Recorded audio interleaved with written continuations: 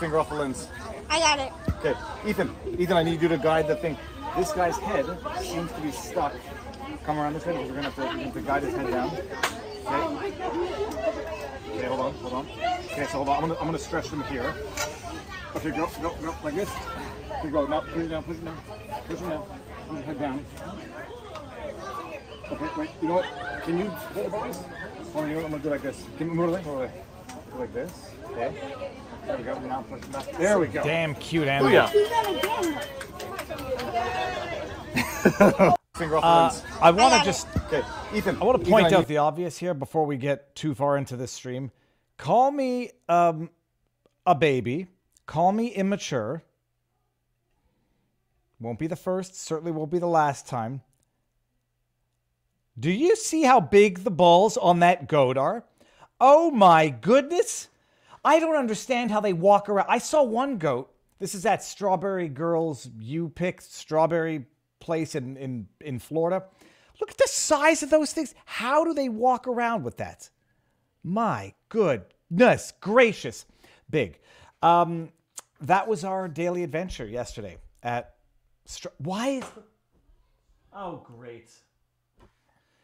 Now people are going to think I'm like trying to play games. I got a clock from a fan in the mail. Thank you very much. I don't know how it got to be 1 hour off. Great. I'm going to block it the entire time now. Good to have a clock in the background so that, you know, people can have a specific date and time of when you said something. And if they try to pull like a rock bottom Homer Simpson type edit, take things out of context, you got your evidence right there. For the record, I don't know why the heck that's 1 hour behind. Good evening, everybody. Are we live? Are we good? And are we well? Let me make sure before we go anywhere. We're live on Rumble. Very nice. We're live on vivabarneslaw.locals.com where everybody is good, and above average. Holy crab apples. It's going to be another show tonight, people. It's like, it's going to go nuts between now and 2024. Politically, legally, social media-y. I don't know who's on Twitter these days, but we're going to talk about some of the recent drama. Perhaps Elon Musk is playing four-dimensional chess with James Woods, or perhaps Elon Musk, occasionally has, what's the word? An intempestive? Perhaps occasionally Elon Musk gets offended, replies to a tweet in a manner that indicates he's offended, and things go downhill from there. We'll get there in a second, people. We'll get there in a second. Before we do anything tonight, we're going to get into some of the Twitter wars, and we're starting off with, a fun saving a goat. It got its antlers stuck in a fence because the fence flexed and that thing got, wedged its horns in and spread the fence and then got stuck with its head between the fence. Hopefully the staff that were watching me free the goat, will remedy that for the future. You saw that this stream, it said it contains a paid sponsorship, which it does, people. A sponsorship that I use. Last week, I did a Genucel product called ProVair for thickening hair, regrowing hair. You all know I don't have a problem with that just yet. And in as much as it's a good product and people should use it, I don't need that one just yet, nor do I use it. What I do use, people, because it's a very good, healthy habit to get into, fieldofgreens.com. There's this thing called powdered greens that are all the rage these days. Desiccated greens. Most of you don't know you're supposed to have 5 to 7 servings of fruits and vegetables every day. And just so you know, iceberg lettuce doesn't count. Iceberg lettuce is useless. It has no nutrients. It's as good as waste if you think you're eating a nice iceberg wedge blue cheese salad. Oh, I have my vegetables. That doesn't count. Okay, today, for example, I had a lot of vegetables. Romaine lettuce, tomatoes, avocado with a little bit of dressing, and I had that for lunch. You're supposed to have 5 to 7 servings of raw fruits and vegetables every day. Most people do not do that. In fact, most people are very, very unhealthy. I say this non-judgmentally. We live in a world now where the Lizzos get praised as, forget beauty, as normal and healthy. When it's not normal, people are supposed to be healthy. You're supposed to exercise. You're supposed to eat well. You're supposed to have a BMI that doesn't put undue stress on your heart. And enough of this politically correct garbage. I don't think you should shame people, but we should not normalize unhealthy behavior. 5 to 7 servings of fruits and vegetables a day, and most people do not have that, especially when you're traveling, as I will be. Let me just take this out. Milwaukee, for the Rumble exclusive live stream. I got press credentials. I'm going to have a 1 hour at the booth at Milwaukee on Wednesday. Set that aside. Bring it back to the sponsor here. Let's do this. When you travel, it's virtually impossible to get healthy fruits and vegetables when you're on the road, whatever. So Field of Greens, desiccated, powdered, pulverized fruits and vegetables with all of the antioxidants, all of the good stuff. It's not an extract. It's not a supplement. It's a food. It's USDA organic. It's approved. It's made in America. 1 spoonful twice a day is 2 servings of fruits and vegetables with all of the goodies. And that's all it takes. It tastes good. It looks like swamp water because swamp water is rich in nutrients and vitamins. And it's fantastic. Fieldofgreens.com, promo code VIVA for 15% off your first order. Did I mention I'm going to Milwaukee for the Rumble exclusive online streaming of the primaries? I think I might have been a little bit too mean to Chris Christie in my tweet, so I don't think he'll sit down for an interview with me. We'll see. I think I might have been a little too mean to Mike Pence at some points in time. We'll see. Vivek, I have yet to be too mean with, because I think he hasn't given the world reason to call him out for being a lamentable political creature. You know the old expression, politics? It comes from the word poly, meaning many, and ticks, meaning blood-sucking parasites. It's going to be fun, so stay tuned for that. I head there Tuesday. Then they have the event Wednesday. I've got 1 hour at the Rumble streaming booth on Wednesday, 1 o'clock, so I'll be doing something exclusive live there. And then the evening event, and it's going to be glorious. Now, before we get into the standard stuff, Dostalav Akt Mankari. $1 super chat. No medical advice, no legal advice, no election fortification advice. When you see those highlighted comments called super chats, YouTube takes 30% of that. If you don't like that and you want to support the channel, you can go to Rumble, where they have Rumble rants, and Dostalav Akt Mankari has been there as well. I'll just bring these up so that we can see them. Rumble typically takes 20% of their Rumble rants. Now they take 0% for the rest of the year. 2024, they'll go back to it. Here we go. Tetsuko, why didn't Robert Rico Suave Barnes get indicted in Georgia? I don't think he was official counsel of record. Also, I don't know. Well, I'll ask him. I think that's the answer. Or maybe they're just smart and don't indict, the lawyer who's going to burn down the house of this corrupt house of cards. Mandkari says, being necessary. Okay, then we got had the founders foreseen the future, they would have written a very different Second Amendment. A well-protected public being necessary to protect a free state, the duty of the people to keep and bear arms shall be enforced. Okay, we got a good show tonight. But before we get into the good show tonight, this is the question, people. It's either 4D chess or everyone has a day where they do something stupid on Twitter, even if it's Elon. For those of you who have not been following the news or the drama, it was yesterday or the day before, Elon says, we're going to get rid of we're going to get rid of the block feature on Twitter. It's useless. Or he says, it serves no purpose. Something along those lines. I'll get the tweet in a second. People freak out, some righteously, some not so righteously, say, if you do this, it's the end of it, I'm leaving. Even conservatives with big accounts say, I need, the block button is very useful in preventing brigades, in stopping targeted harassment. Basically, the idea was widely admonished, I think would be the right word, condemned, criticized. It was ratioed, as we say in the industry. There was a fact check that says you can't even remove the block function on an app if it's going to be available on, I think it's Apple, whatever the App Store is, or Google Play. You can't remove the block feature for safety reasons. So maybe, I don't know if that's true. I think it is true. And maybe Elon didn't know it and he got embarrassed. Who knows? Okay. So everybody gets a little angry. Now make sure that I get the right one. Here we go. Then James Woods.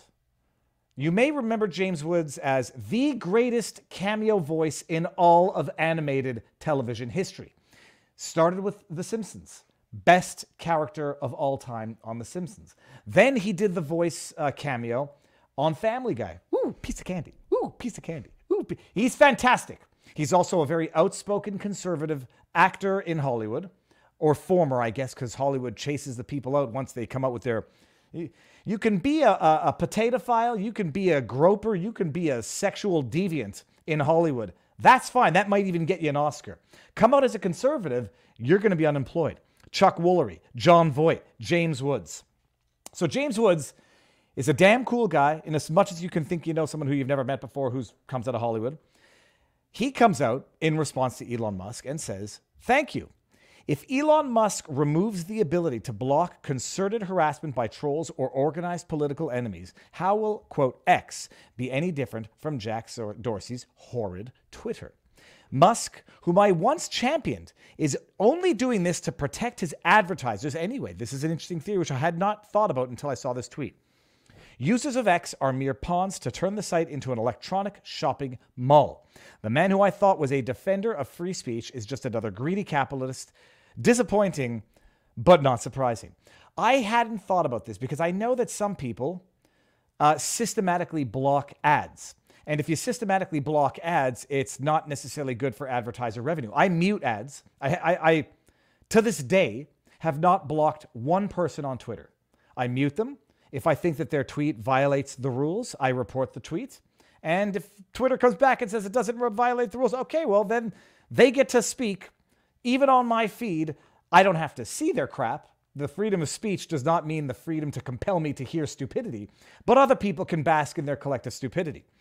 But some people, feel the need to block, and it's understandable. James is actually also quite funny when he blocks, for those of you who don't know. All right. So that's what he did. He tags Elon Musk. I'm not going to get the bloody things because it doesn't.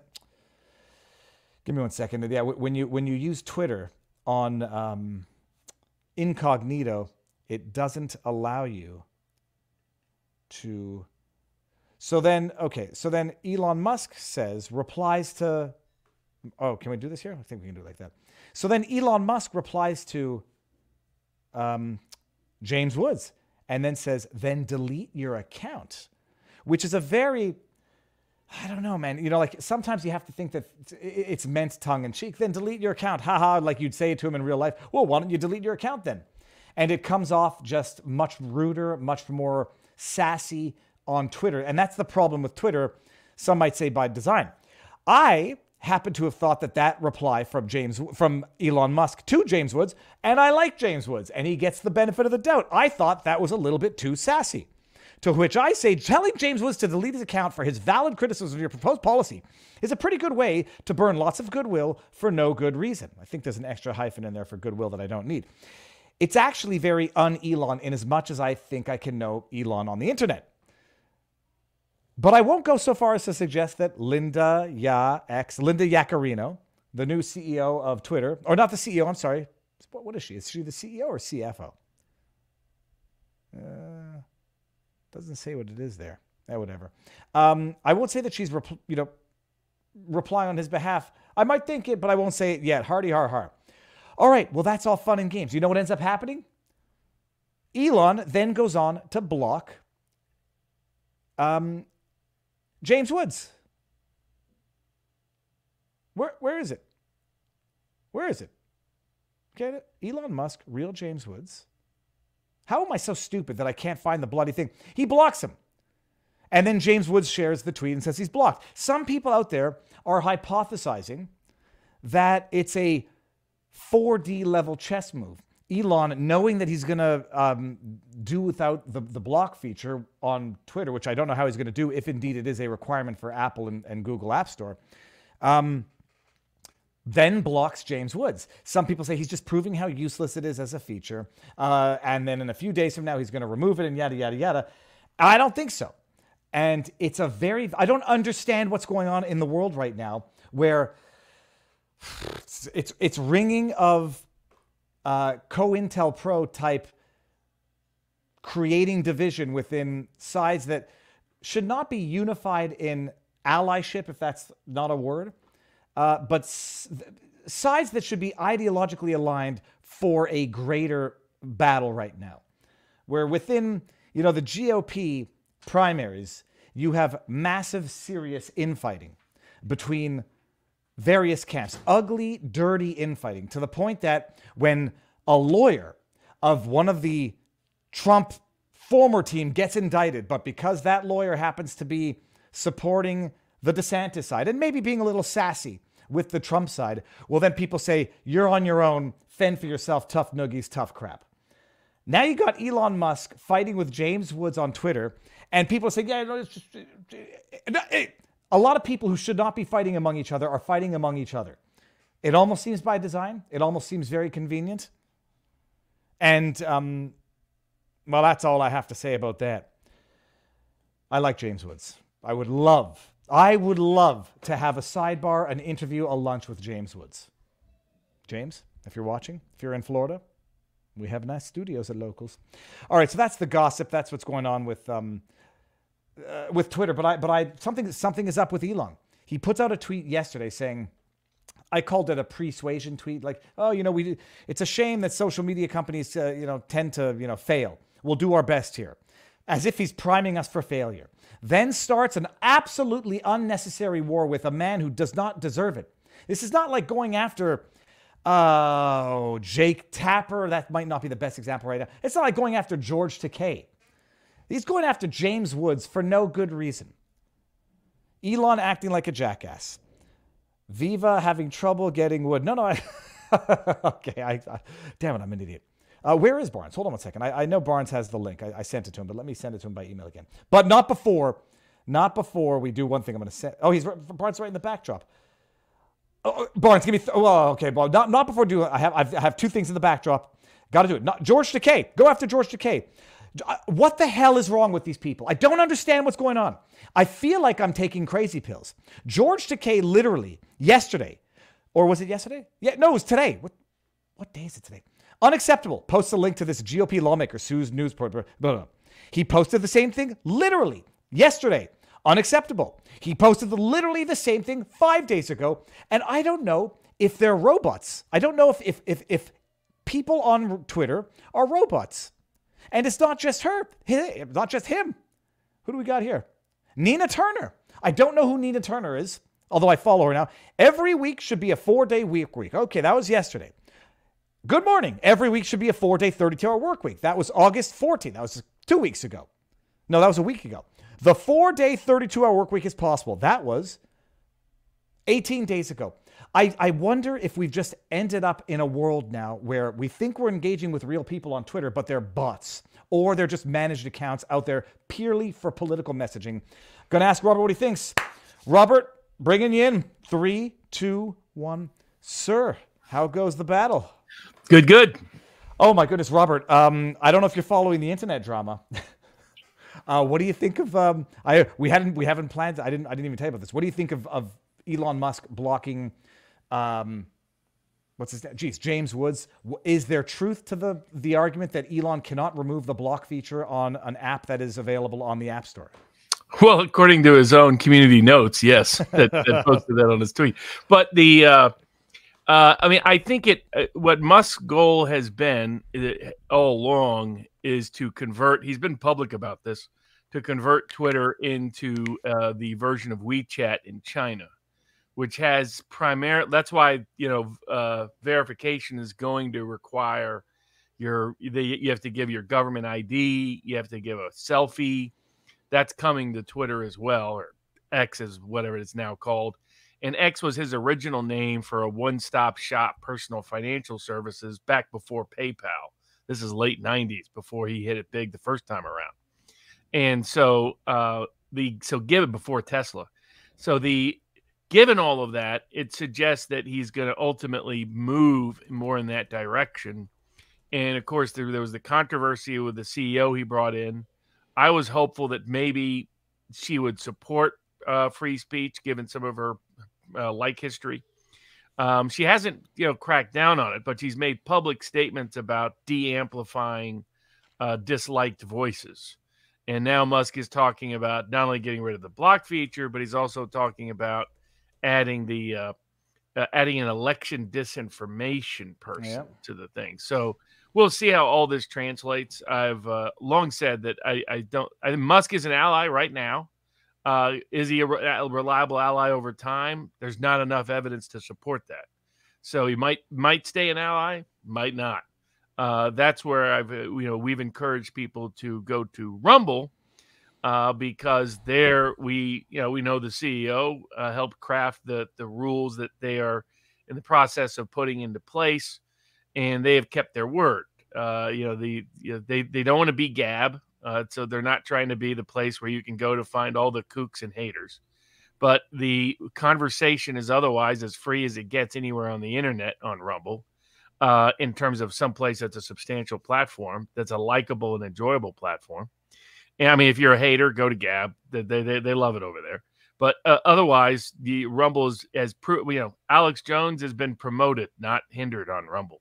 The range of RT, even though the Florida senator threatened Rumble with, potential retaliatory action, they refused to. They lost access to the French market rather than kick RT off the platform. So they've proven that they are committed to having as free a speech as is both desirable and achievable in the modern social media world in ways that, Elon Musk still hasn't allowed Alex Jones back on. So there was always going to be limits to how far he would really go to free speech. He's not in the money-losing business. And so we'll see. The stupidest thing is that Elon's justification for not bringing back or allowing back on Alex Jones is totally fallacious. Elon said, I'm not going to bring anybody who uses children as political whatever back on the platform. But Jones wasn't even banned for that. He was banned for, what was it? It was something that he did off platform. Oh, it was a complete deliberate misinterpretation that the Twitter got called out for at the time by Tim Pool on Joe Rogan's show with Jack Dorsey there. They couldn't, their explanation was a lie. So that's where I think you just put an asterisk by Musk. He's still, we'll see how much he sticks to his promise of a free and open platform. It made sense from a marketing perspective that he would promote it that way.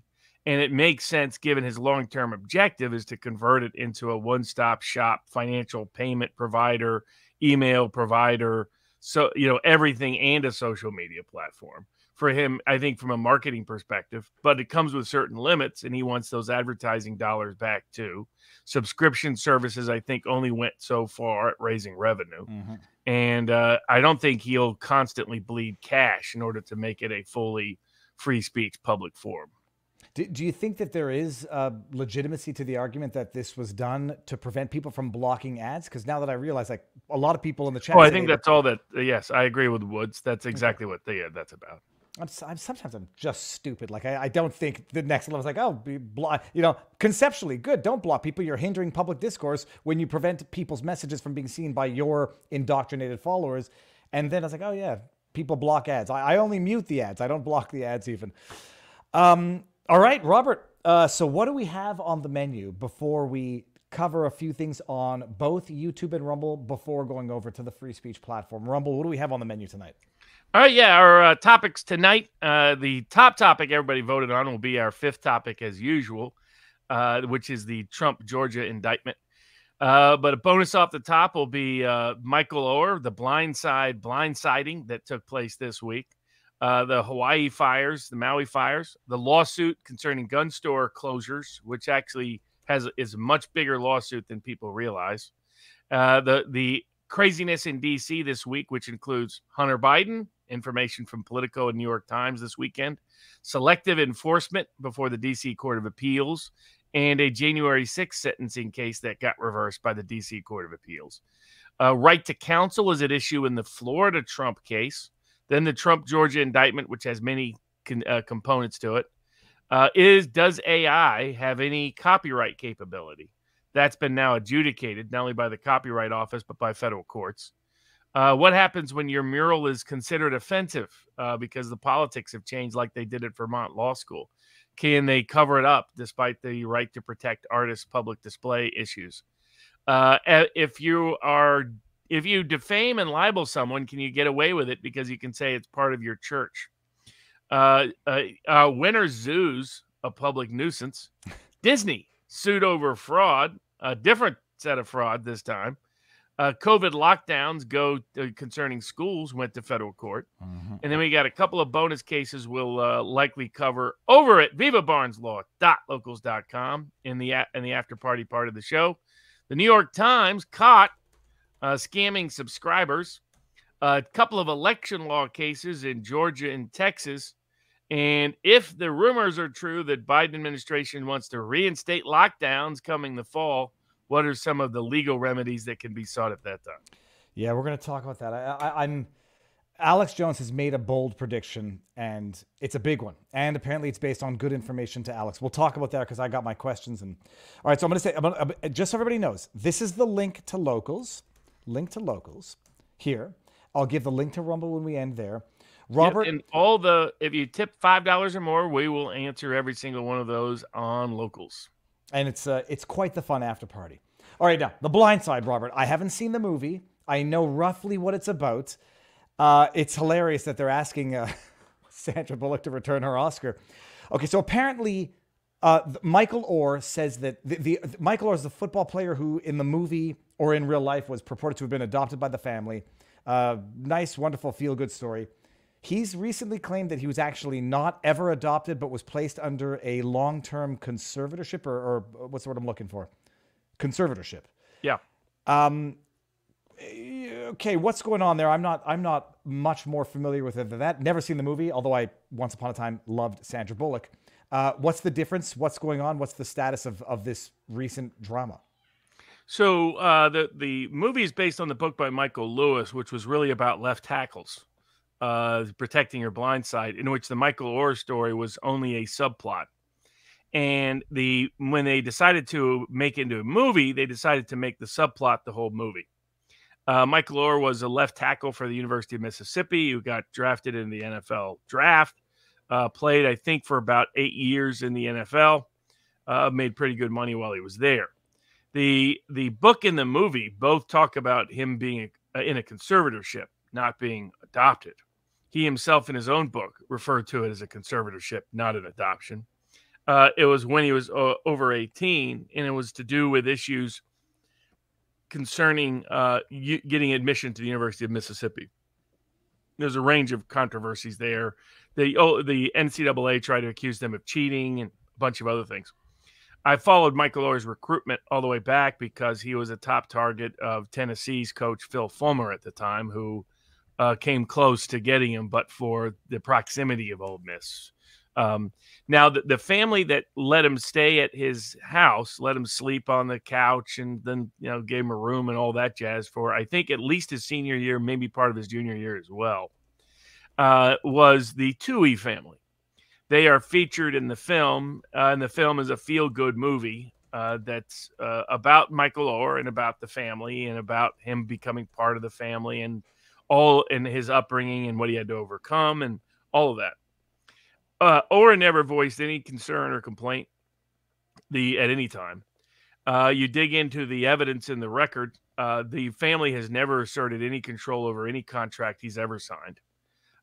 In fact, he often rejected their advice for agents, rejected their advice for NFL contracts, to his detriment by his own admission, by the way. Jason Whitlock on Blaze TV does a good breakdown of this. I knew a lot of the backstory, so as soon as I saw the suit, I knew the story. The suit was garbage. Michael Orr is just a flat-out liar. He's a fraud. It's that simple. The reason why he's doing this is twofold. He's out trying to sell a book right now, raking in cash. He must have clearly blown a lot of the money he made while he's in the league, because that was millions. And the other component is that the Tuies, a few months ago, I went public not long ago, that they sold their restaurant business for about $200 million. So the idea that the Tuies needed money or used him for money is just ludicrous. The reality is Michael Orr came from a deeply broken background. But in his re-narration of events, he was a super genius kid who did everything on his own, who just crashed on some people's couch for a little while. And they're taking credit when he was already going to be a star. And he knew he was going to be a star because when he was 7 years old, he saw Michael Jordan play. It's literally the dumbest self-creation story of all time. He just wants all the credit and he wants all the monies. Now, the problem with the money, he claims that the Tuies made millions of dollars. That's Michael Lewis come out and said that's completely false. That the amount of royalties was very small they ever got paid. Royalties from the movie The Blind Side. Yeah. Okay. And the reality is that anybody, we'll get into this later on with the Disney suit, it's very rare anybody but the studios pocket those royalties. It's been Hollywood accounting has been an ongoing. They have the most creative ways to screw people known to man, I mean, they do it again to wealthy, powerful individuals. So you can imagine they'll do it to some ordinary people. So there was no millions made. Number one. Number two, he said he received no money. Problem with that is he took and he cashed checks that they shared. So he's just lying about that. What he didn't know, he claims, I thought I was adopted. Well, based on what? He signed conservatorship papers. According to him, he's a genius. He didn't understand the difference. His mom was there during the whole part of the process. The movie talks about it being conservatorship. The book talks about it being conservatorship. His own book 10 years ago called it a conservatorship. But he didn't know it was a conservatorship? It's just a complete fraud. It's a complete lie. And number one. Number two, he never lost. They didn't take any money from him as part of their conservatorship. They never asserted any such control. So that's a complete lie.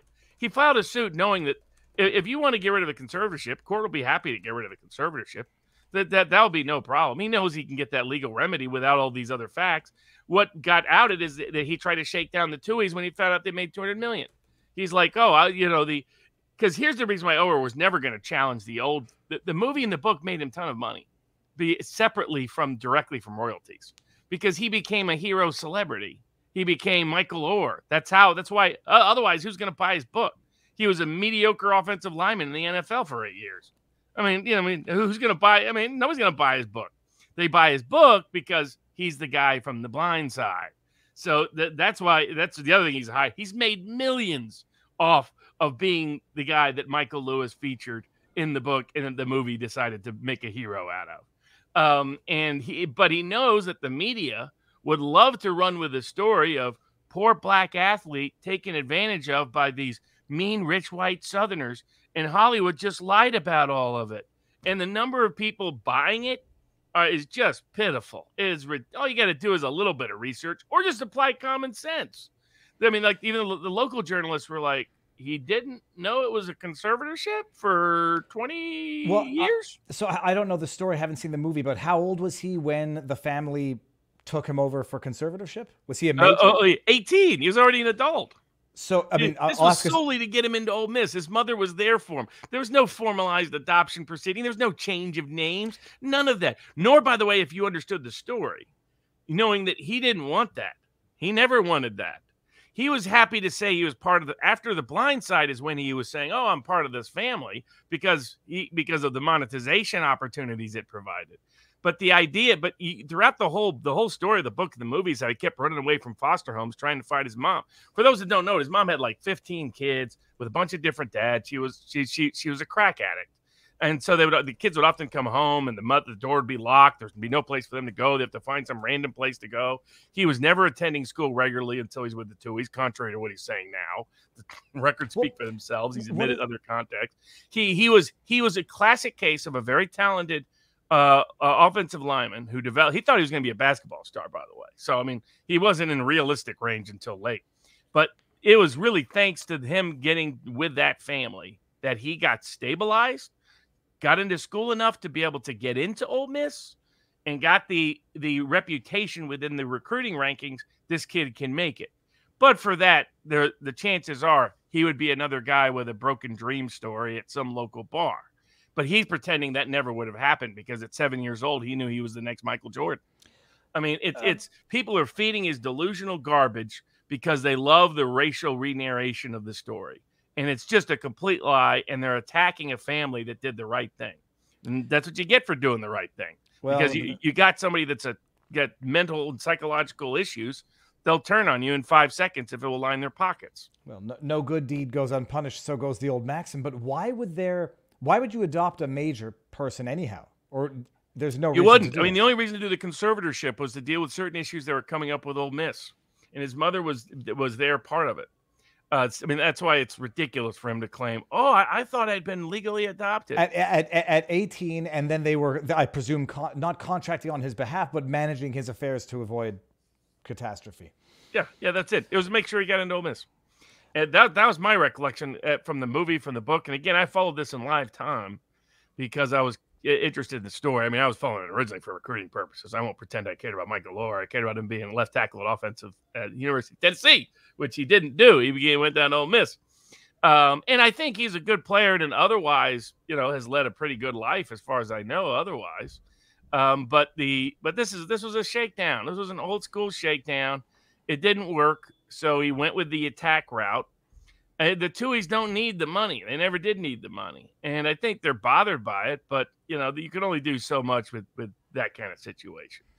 But people should not be encouraging his lies. No media person's going to challenge him because, God forbid they challenge the black guy from Memphis and take the side of white people. I mean, it's just racialized garbage. And again, if people want to get into further detail, they can go watch. Jason Whitlock has multiple videos on this at Blaze, which is, I think, still available on YouTube, even though they've now blocked Glenn Beck on Apple. Unbelievable. Well, Robert, speaking of a lying media, we'll cover this story on YouTube because it's also going to be relevant. Tomorrow's stream, two special guests. One I'll keep a little bit until I can confirm the time. But Jessica Rose, who was one of the doctors during COVID, testified during the NCI. She's got a very close connection to Hawaii, and she knows a lot of what's going on there in more detail than most journalists, but maybe not the ones who are actually down there now reporting. So tomorrow, 1 o'clock, Jessica Rose. 1 o'clock Eastern? 1 o'clock Eastern, yes. So well, I'll be on with the Duran at 1 o'clock Eastern, but you can always catch one of the other show later. Watch the Duran live and watch mine afterwards. But either way, Jessica's going to come on and talk about what's going on in Hawaii because she's got a good connection there. And then you got a big event up on Wednesday. I mean, I won't be there, but you'll be up there. Wednesday, Robert, remind people. It's going to be good. It's going to be very, very fun. But speaking of lies from the media, Robert, Hawaii. Okay, it blows the mind. And I was giving Nina Turner, again, a hard time on Twitter because a lot of people are just spewing the lies. This is climate change, jumping on the climate activism bandwagon. This is like overt criminal negligence, if I'm, possibly at all levels. Apparently, from video surveillance footage right now, it looks like the fire started from downed power lines from the Hawaii Electric Company. Two of the biggest shareholders at like 8% and 11% respectively are Vanguard and BlackRock. So that's how the fire gets started because apparently the power lines are all decrepit, antiquated, and they started a fire. The government, the local government, does not sound the alarms. Their argument being, well, it's going to drive everybody up into the mountains because they think it's a tsunami, and they're going to be running right into the fires. They're a bunch of idiots like lemmings. They're going to run to their death. So they delayed sounding the alarm such that children who were home from school because of high winds, it looks like ended up burning alive in their homes. They then delayed releasing the water also for political, geological, ecological considerations, and thus denied people the ability to even defend their property with water. And it's turned into an unmitigated catastrophe, which has spawned a number of, call them conspiracy theories. They might just turn out to be true. Who's going to come in to grab up this land? Is it going to be declared toxic by the government? They're going to have to expropriate it. BlackRock, Vanguard also happen to be shareholders in other companies that might have an interest in the waste. What's the question I'm going to ask to you on this? The first question. People are like, why would they lie? Why would the government lie? Why would the media lie to protect, a corporation which has its two biggest shareholders in this company? I'm not connecting dots that don't exist. Preserving shareholder value might mean minimizing liability, responsibility from the company they own for having caused these fires. That's not a stretch. Oh yeah, no doubt about that. You have it took a sequence of people not doing their job for this to be the degree of disaster that it was. The power line people, both in creating risky power lines and then not shutting the power off, the people not sounding the sirens. If they thought, did they think that no fires could ever happen in Hawaii? I mean, otherwise, why weren't the sirens? You have one siren for a tsunami, a different siren for fire alarm. I mean, how hard is that to have in that community? And then you have, Mr. Equity running the water issues, right? And a guy that's all about, now you dig in, his equity tends to favor people with big pockets. But he said that, his role in how water gets allocated was going to be shaped by who fit the right demographic qualities on the intersectional pyramid. And so you have a lot of government people, corporate people implemented or incriminated by all of this. And so it's no surprise that the politicians engaged in a blackout of media coverage that's still going on to some degree to this day in terms of direct access to the facilities, deliberate misrepresentations about the number of deaths and injuries right out of the gate. I mean, people are having to, I mean, and it, in my view, at least from the severity of the situation in terms of negligence and dereliction of the government, it's worse than New Orleans. I mean, Biden's reaction is worse than Bush's reaction to New Orleans. Yet the media went absolutely berserk about New Orleans. Remember, they attacked Trump about Puerto Rico. No. Who was it? Was it Kanye West who came out and said Bush doesn't care about black people? Was it? Yeah, was it that was to raise money for New Orleans. I mean, they made movies and documentaries about New Orleans, and yet now the media is totally mute. I mean, they've just become a complete crock. I mean, they're just partisan hacks now. They don't care about the First Amendment. They cover up for the Democrats. They attack Republicans. That's it. They lie for Democrats, and they lie against Republicans. I mean, they're just a partisan part of the machine now. They're indistinguishable from state propaganda. Except the only difference is most people knew the state propaganda was garbage in those countries. There's still many people that don't know that about America's media. And so but yeah, there's clearly a lot of people that can be sued. And, whether there's other nefarious routes, I mean, Robert Malone is there. Brett Weinstein is going to be there. They're talking to people that are talking about the nature of the arson appearing to look deliberate, not accidental. What some of the motivations of that might have been. I mean, remember we had that big, all those climate change fires, a bunch of them in California. They figured out it was a guy who lit them. Had nothing to do with climate change.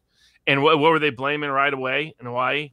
Climate crisis. I mean, Nina Turner was still spouting that lie as of last week. Yeah. I mean, then they have the climate crisis in Yellowknife, where I believe there's a couple of suspected arson. Then you had suspected arson in Quebec with those wildfires. It's a crazy thing where the catastrophe becomes the catalyst for expanding government power. And so it's not only they have no incentive to tell the truth when they are actually negligently responsible for it, when they can weaponize it for policy to enhance their own powers, it's a double whammy.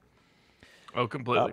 So it will definitely not be the last we've heard in the law about what happened in Maui.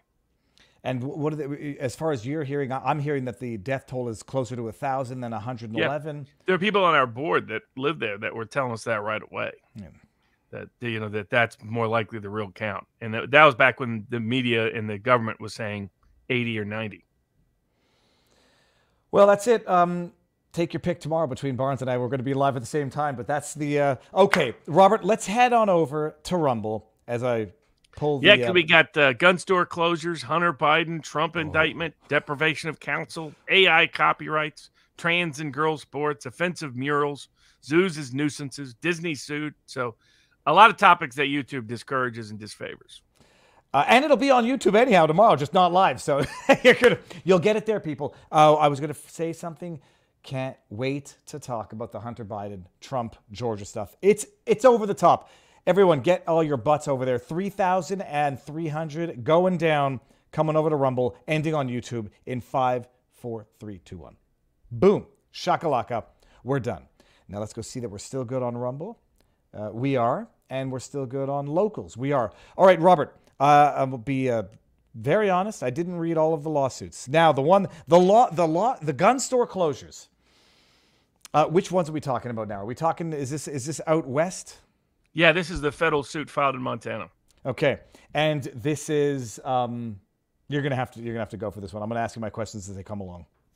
Sure. So, what the Biden administration is doing is using their control over federal firearms licenses, FFLs, to effectively run an attack on what some would call the Second Amendment supply chain. And they're doing it in the criminal case. I'm going to be handling on the sentencing side and maybe on the appeal side. And Reuben King, the Amish farmer who is facing 5 years in federal prison because they said he should have had an FFL when he didn't, and that it was criminally willful that he didn't, and they got a jury conviction before I was retained as counsel at all, so we're just trying to help out on that side of the aisle.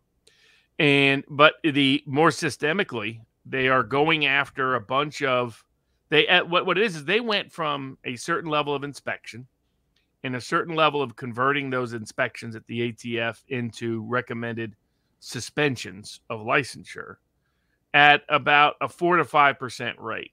In other words, about 5% of those they inspected, they would recommend taking away their license.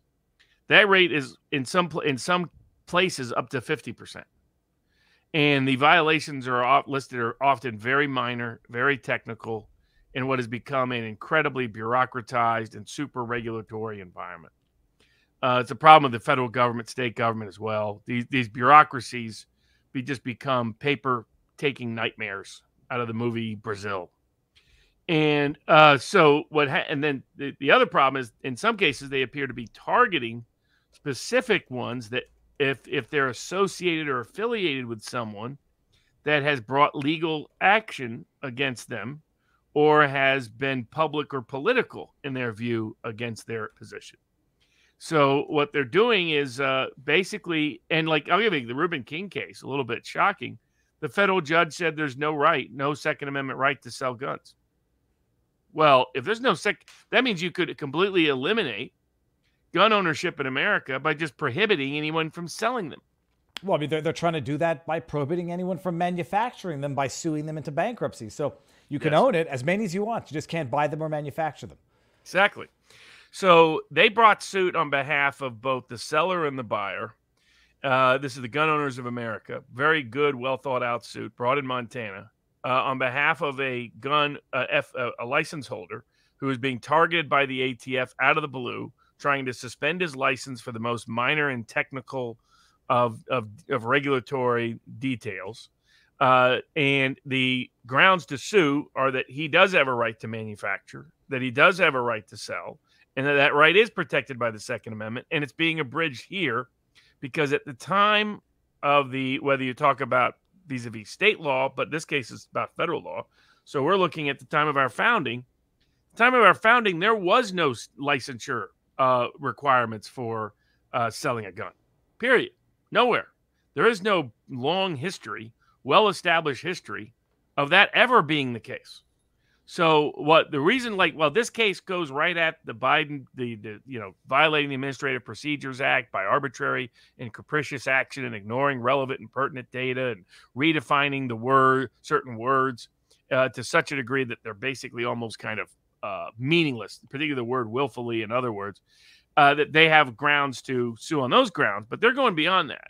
And they're suing on First and Fifth Amendment grounds, on the grounds they're being targeted illicitly for retaliatory prosecution and selective prosecution and all of that. But what was really big here is the Second Amendment challenge, because they're trying to establish two things. First, that the Second Amendment doesn't limit itself to the right to own or possess a gun, but includes the right to make it and the right to sell it. And because if they can cut off the first two, your Second Amendment rights are nearly dead in America. And then the second part is that as part of that, once that right is, if the Supreme Court agrees, or a court agrees along the way, but ideally this is a Supreme Court case, then federal licensing laws shouldn't exist, period, when it relates to guns. Because any federal licensing requirement is itself an unconstitutional burden on the Second Amendment because there's no history of requiring it. There just isn't any. There's also an issue here that how is it that federal firearms license laws are entirely based on the Interstate Commerce Clause to limit interstate crime, by the way, very limited category. And yet 99.9% of people to sell a gun need a federal firearms license, even though over 90% of gun sales are intrastate, within a state, not outside of it. That's another issue present. But this case goes right at not only the Biden administration's abuse of ATF power to try to shut down gun stores, but establish a critical, essential, fundamental right to make and sell guns as well that could ideally end this entirely bogus licensure regimen that we now see. What would happen with licensing regimens is what always happens. They misuse and abuse their power for political purposes. Robert, I've never even thought of this until you were talking right now, but it says the right of the people to keep and bear arms shall not be infringed. Has the American jurisprudence ever distinguished between keep and bear? What is the distinction of those two terms in that amendment? I mean, to me, a bear. In other words, to brandish, display. Yeah. Okay. So to keep, to own, and to bear, to use. And obviously, if you can take away a buyer's means to buy by restricting sale and manufacture, then you are restricting Second Amendment rights. It makes no sense to claim otherwise, like some courts have. And the removal of the immunity of the gun manufacturers, was that ever challenged on a Second Amendment basis? I mean, that's still ongoing. I mean, the main immunity that's present is by federal law, but they ignored it in the Remington case in Connecticut. So it all depends. But they enforced it when Mexico sued. It's pending before the First Circuit. So, we'll see. It depends on which. But, that law should be enforced, but it's not consistently enforced. Okay, very interesting. And this also reeks a little bit more of Tea Party-esque type targeting through the administrative bodies of ideologically, politically adversarial entities. Well, speaking of selective prosecution, not only was that itself a big issue, but the Hunter Biden case is an ongoing living example of just how partisan and preferential our justice system has become. Where do we even start on this? I mean, we're going to get into the Trump indictments later on. The latest on the Hunter Biden scandal, Robert. I mean, I'm trying to think of where it's at now. Have you saw the New York Times and the Politico pieces? Well, is that the one highlighting now the infighting between Hunter's attorneys and the prosecution? Who was it? I forget Hunter's attorney, but he was on some morning show talking about how the deal fell through with the prosecution, where he said there were three alternatives. And he's basically accusing the prosecution of acting in bad faith in that they were trying to hide from the defense that they were not giving immunity from prosecution for everything. And so I forget the three options that Hunter's attorneys gave, but they basically said, what kind of defense attorney would say, we're going to enter into an agreement now, but you can still prosecute me on other stuff, in a week from now. Whereas the fourth option is that they were both crooked. They were both trying to keep it secret so that nobody would ask any questions and so that they could squeak through this immunity from prosecution that they could have never otherwise have gotten in, legally speaking. And the judge just happened to ask, the questions, and they had no good answers for it. But what's the latest, legally speaking, above and beyond that? I mean, basically confirms what we've been talking about, which was that the entire Hunter Biden deal all along was a cover-up plan. It's kind of like Russiagate was a plan to cover up Spygate, not meaningfully prosecute anybody because there was no Russiagate crime. Hunter Biden's investigation is all about covering up Joe Biden's criminality. And that what the New York Times discloses is that the original intention was to give him a complete sweetheart deal with no charges at all, and just have a secret immunity deal that nobody in the world ever even knew about. And that was going to be the plan until the IRS whistleblowers blew the whistle. And so then they felt, in order to cover their rears publicly, that they needed to secure some sort of public conviction in order to make it look like they weren't doing what the whistleblowers disclosed. But it all blew up when the judge exposed what was going on, that they had put the immunity deal in the diversion agreement that referenced things outside of the diversion agreement, or referenced charges that had nothing to do with the substance of the charges of the diversion agreement. Now, according to Hunter Biden's lawyers, their position is that contract is still enforceable, so that Hunter Biden still actually has complete immunity from prosecution. The government has not admitted to that. So once the judge exposed that this is crazy and unheard of and unprecedented, was one of the many unheard of and unprecedented actions taken in that case, not charging the top count, charging in Delaware, when now they say they never should have charged in Delaware and so forth. But once the judge called him on it, they decided rather than have the world publicly know all of that, the government chose to dismiss the charges in Delaware instead.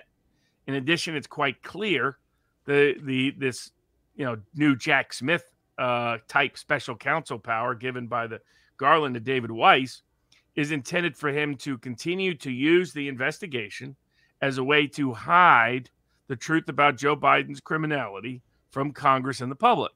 by not making Hunter Biden available, by having the investigation just constantly ongoing so they don't have to disclose documents or information, and Hunter can assert Fifth Amendment privilege, even though his own lawyers say that the immunity deal he has would cover all of that, that they say is still enforceable.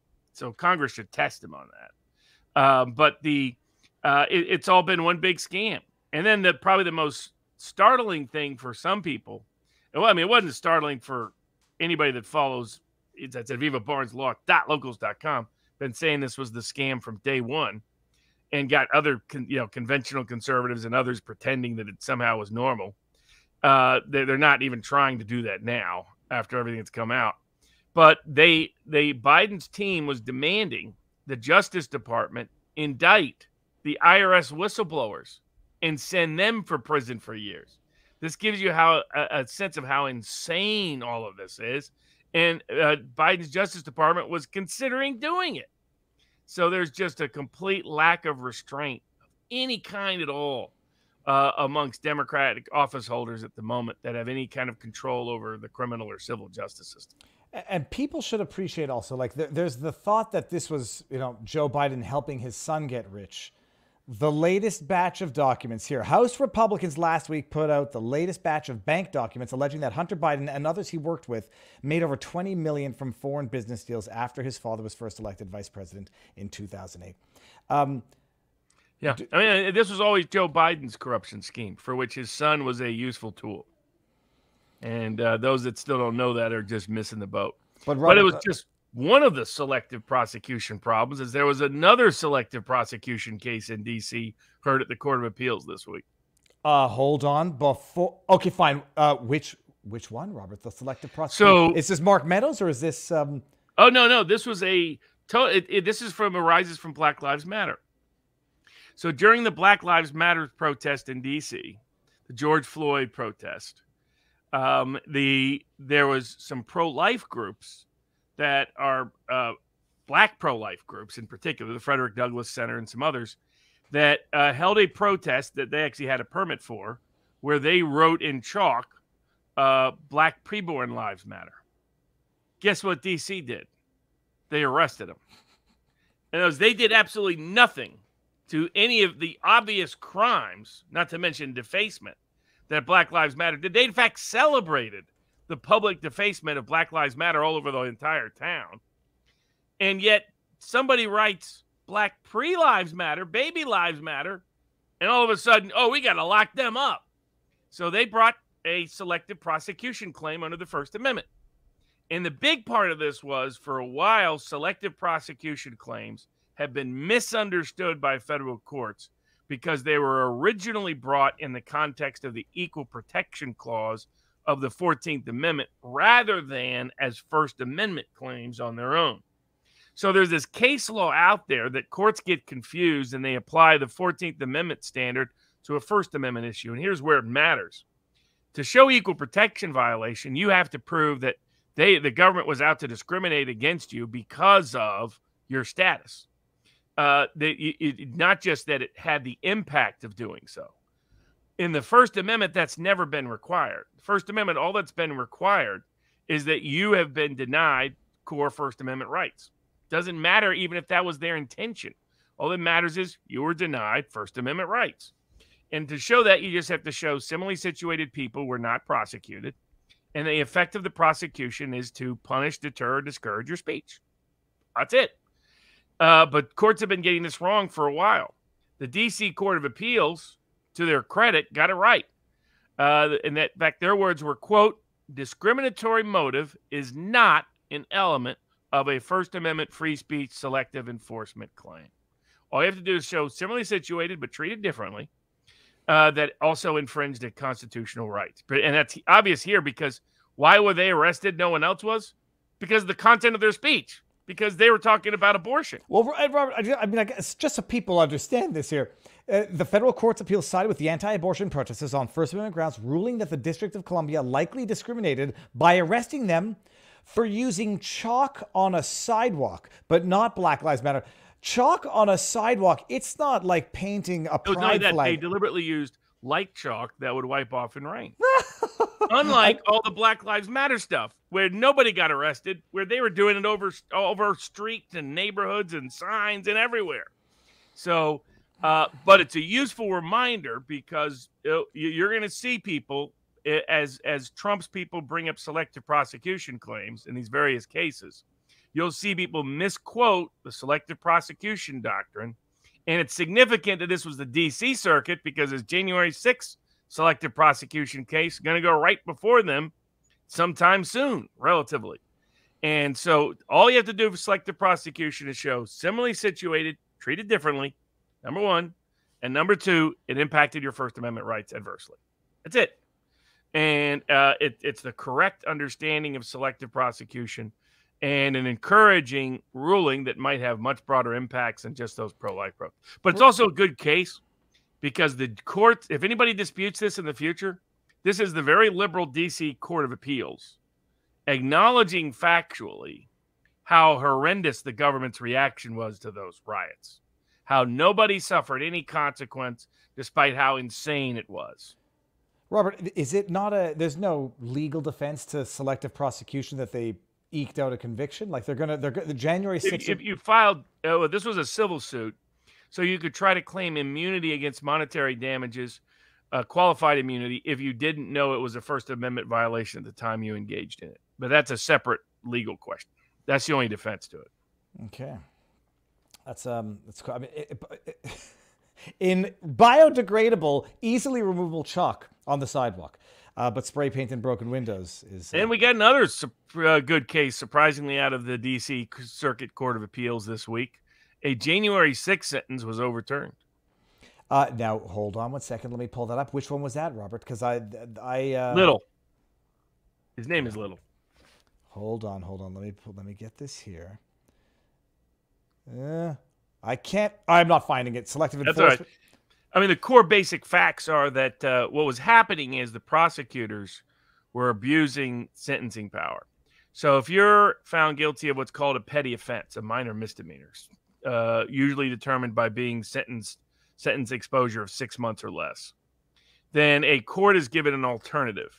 They can either send you to prison for 6 months or give you 5 years probation. Now, in the federal system, there's something called supervised release. To ordinary people, that sounds a lot like probation. But the federal court system, they're always coming up with some way to screw people.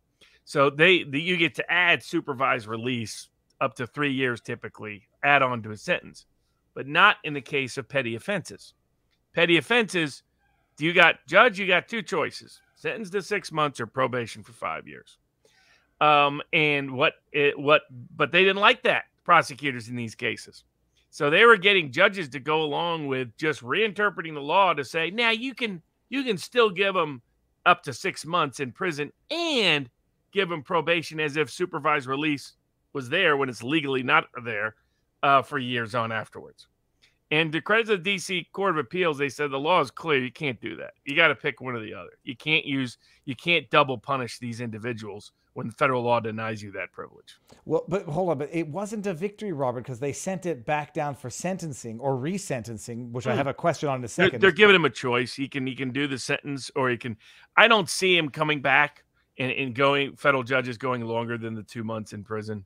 That's very rare that they do that, because then it's obviously punitive and it raises a separate set of issues. Well, no, they're going to say they would have given him more time had they known they couldn't have given him probation in conjunction. You could try to do that, but that's what I think. That's what I read. That to prove that they didn't do it in retaliation for him asserting his right to appeal.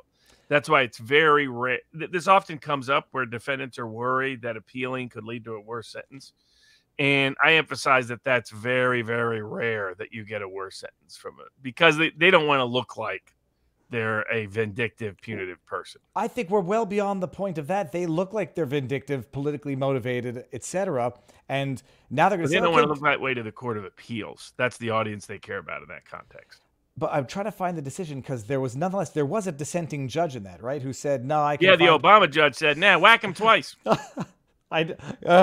Oh, my goodness. The pro-criminal defense Obama. A lot of Obama's appointees, I'll predict this now, will surprise some people, Biden appointees will be better on criminal defense rights than Obama appointees were.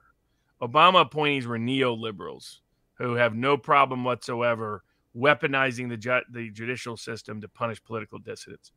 Biden people will still be in that direction, just not as egregious or as often as Obama's people were. Obama's people were horrendous. Before, I mean, we'll get into this in a little bit, but why I think Bobby Kennedy's appointees would be better than your average, if he was president, his judicial appointees would be better than your average Republican's appointees. Is because historically, Democratic appointees have been much better on a lot of constitutional rights and liberties. Obama's people really reversed that. Clinton's people were hit or miss. Obama's people were horrendous mostly. About 80-90% of them they saw their job as pure neoliberal assertion of power and authority. And they love the state. They have no problem whatsoever with the state. They welcome prosecutorial abuse. It may surprise people. They're completely comfortable with police abuse. There's a lot of stuff they're completely fine with. That Biden appointees will probably be bad, but not quite as bad as his appointees were. It was Judge Wilkins. I'm trying to remember what other case Flint. He was really bad in Flint. Oh my goodness. Okay, well it all makes sense. All right. So it's a victory in the sense that you can't double whack the guy who on a petty There's offense. a bunch of cases they've been doing that too. So there's like hundreds of sentences that either have happened or are going to happen that now they can't be doubly punished. So they won't be under the DC. What's going to happen is those judges will stick with their sentences in terms of their custodial sentences. It'll get rid of the probation. So a bunch of people that were going to be under the government's thumb for years no longer will be. Well, now that I'm thinking about cases that we already knew, Brandon Strzok, I don't think served jail time. I think it was just probation. And I'm thinking of Andrew Johnson, the lectern guy. To refresh my memory on that, but he's free and clear now of everything. Okay, well that's interesting. I didn't see the silver lining because I thought they're going to go send it back for resentencing. Oh, we should have given you 4 months, but no probation. Well done, sir. There's a fair number of defendants that would pick the 4 months over being under the DC probation office's thumb for 5 years. Mm-hmm. All right, Robert, before we get into the next topic, if I may just not address, but rather just read off some of the Rumble rants here, people. There's a few of them. Where did we leave off? We let off at Tedsko. Why didn't Rico... Oh, Barnes, why didn't you get indicted in Georgia? Not wishing anything. Were you not counsel of record in Georgia? We'll cross that when we get to it. Okay, fine. Hold on. Not that anyone wishes it. I just think maybe it would have been... okay. The Mock says, Viva, I grew up in Milwaukee, Wisconsin. Places to go. Leon's Ice Cream Shop. Let me just screen grab this. Cops Custard. The Safe House. Mars Cheese Castle, if you have the time. Polish Moon. Get the beer. WTF LOL What says, why can't I find Verified Barnes channel on Rumble? I'm banned in Twitter, YouTube, everything else since I don't mince words about certain recent history things. W says, and Twitter is not an option where I am banned. Twitter is not an option when I am banned for simply stating the prescribed punishment in America for treason is death. Yeah, it was in the email. The tweet doing so was the reason for permanent suspension. I'm not your buddy guy says, I keep seeing more and more articles here in Canada warning about the new COVID strain. I literally said to my friend, oh, there must be another American election coming up. Bill Dozer. Sounds like Michael enjoys biting the hand that feeds him. Great breakdown, Barnes. AWOL for, hey Barnes, Torba says Gab is inevitable. Randy Edward. So in other words, corporate media and their DNC handlers are in violation of RICO statutes. Obama was first to tie federal contacts to fidelity to DNC policies, exec controls, who gets fed monies. Avi 33 Kane. Barnes, question about the individual liberties and individual constitutionally allowed. Are individuals constitutionally allowed to cause self-harm, i.e. self-delete? I see what you mean, suicide. And how many degrees away from a behavior must a malignant effect be? Xerax says, I get calling it Biden's DOJ. However, why can't we lay the actions of this DOJ at the feet of the uniparty, showcasing that both parties are complicit in events, whether they do something or don't? Chris Christie, I've never Chris Christie, to say that he's running for the GOP primaries is a effing joke. The engaged few. Am I the only one who thinks Greta Thunberg looks like she just saw Tommy Turner's tallywhacker poke out of a hole in a wall at the girls' shower room at Angel Beach High? I have no idea what you just said there, but it doesn't sound I good. think it's a reference to a movie. All right, we got Cousin Eddie. Is that Cousin Eddie says, Robert and David, first-time Rumble Rants, long-time subscriber. Please cover Oliver Anthony. His song Rich Men North of Richmond will be the anthem for Populace. He is scaring the DC crowd and music industry. I love that there were people on Twitter calling him a fraud, suggesting he's a fraud. The man is authentic to a flaw, because it's one thing to turn down millions and millions of dollars out of principle. I just hope he is ensuring his financial security going forward. I shared the video on Locals, just a breakdown of his recent post. Until proof to the contrary, the man is troubled. He's a human, a real human, sincere, authentic, probably to a financial flaw, but he's great. I mean, Robert, do you have any better take on this than me? Because I mean, the area that he's from, what he's singing about, I've got no experience with, but quite clearly he's got direct personal experience with. Yeah, and I think I've seen some Trump advertising on these topics. I mean, I think as a preview for the debate on Wednesday, it is Wednesday, right? The debate? It's Wednesday night. And by the way, I'm live at noon tomorrow, so I might start at 11 and then be done by 1, so I won't overlap. Ah, there you go. I guess you'll be up in Milwaukee, what, Tuesday, Wednesday, or what? Tuesday. I'll be there Tuesday. I get there Tuesday night, spend all day Wednesday, come back Thursday. I don't like. And you'll be broadcasting from the debate. 1 o'clock at the Rumble live studio that they're going to have there. And then the event itself, I mean, it's like press credentials. You got to get it. I don't know if I'm going to be able to live stream while attending, but we'll see. I also don't want to be the pain in the ass, like, real world live streamer going around and pissing everybody off while I'm there, but it'll be amazing. So just remember, whenever Mike Pence talks, boo, boo. Pence, I don't know who I despise more now between Pence and Chris Christie. Chris Christie's the tweet, the clip that he shared of him on Jake Tapper. Do we really want someone who's been indicted now? When Trump shows up, it's going to be indicted in 4 states. I was like, awesome. That's a Democrat deep state argument, Chris Christie. Good for you. I don't know which side you belong to now. Yep. I mean, on the topic. I was never a Christie fan. But yeah, speaking of crazy indictments, in the Florida case, in their latest attempt to eviscerate attorney-client relationships that we see in the Georgia case as well, they are trying to prevent one of Trump's co-defendants, this is a low-level security guy, from having his counsel of choice.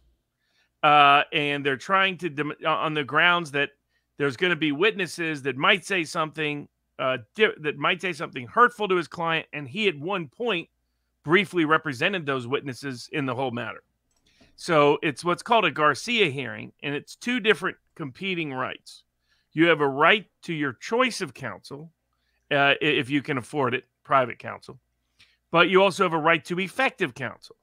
Now, that effective counsel is a bunch of garbage because the federal courts have so eviscerated that. I mean, remember, the U.S. Supreme Court said you had effective counsel if in a death penalty case he slept through half the trial. So I don't know what that even means, but it's basically a pretext. I get dealt with this crap all the time. All it is, they're trying to dictate who can be your lawyer because the prosecutors don't like aggressive, effective lawyers. They never see conflict checks because they don't worry about conflicts over idiot lawyers. It's successful lawyers are like, well, Judge, we're not trying to interfere, but we think there might be a conflict. So they're trying to get rid of the lawyer on those grounds. And he pointed out 2 things: that generally conflicts there has to be a non-waivable conflict, and it has to be a actual conflict. Can't be a potential conflict. It has to be an actual conflict. It's usually when you're representing multiple defendants, and those multiple defendants, strategically and tactically, there's no scenario in which their interests could be aligned. So I'll give an example. Like, I represent frequently husbands and wives in tax cases when both are indicted. Their interest is aligned. The government would love for them to have different lawyers, so it costs them more money, make sure one of the lawyers is not that skilled, and also ideally try to get them to point fingers at one another, because that's the guarantee that both get convicted. I mean, if your husband or wife are pointing fingers at each other, jury's going to convict both parties no matter what. And so as he pointed out, there's no actual conflict here. There is no co-defendant here. They're talking about a witness. It's a completely waivable component, and this is nothing more than the attempt by the prosecutor to continue to evade and eviscerate the right of attorney-client choice under the Sixth Amendment to the U.S. Constitution. Well, and last but not least, he also raised in his motion the grand jury abuse. He said some of this evidence that they're developing is what the federal judge already pointed out down there in Judge Cannon in the Florida case. Said, Judge, they're using the D.C. jury. So not only is it out of district, which is inappropriate, they brought the indictment and they're still using it to enhance their evidence, which is directly prohibited and is independent grounds for both evidence exclusion and dismissal of the indictment. Robert, and it does look like what they're trying to do is get somebody to be in a vulnerable person to be in a vulnerable position where that person will then flip and can be used against the others. To make up stories. Hey, you make up a story. They don't say it that way. They say, if you testify this way, then if you want to learn how to fake witness testimony, go work for a prosecutor, because nobody knows how to suborn perjury better than anybody in the world than prosecutors. And the way they convince them is, I learned from a personal injury lawyer how to prepare your witness. And I was like, okay, this is my first upcoming depositions. Came in there and he said, just watch, Robert. I was like, okay.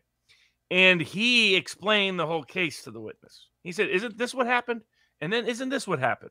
And by the way, this part here, that didn't happen, right? And if that was happening, that was probably your explanation. They're like, yeah. Whether they had thought of any of that before that preparation is an open question. But they abuse it much worse with prosecutors because they can lock you up. So isn't this what happened? You're going to tell me this, isn't it? We're not suborning perjury. They're just pre-confirming our...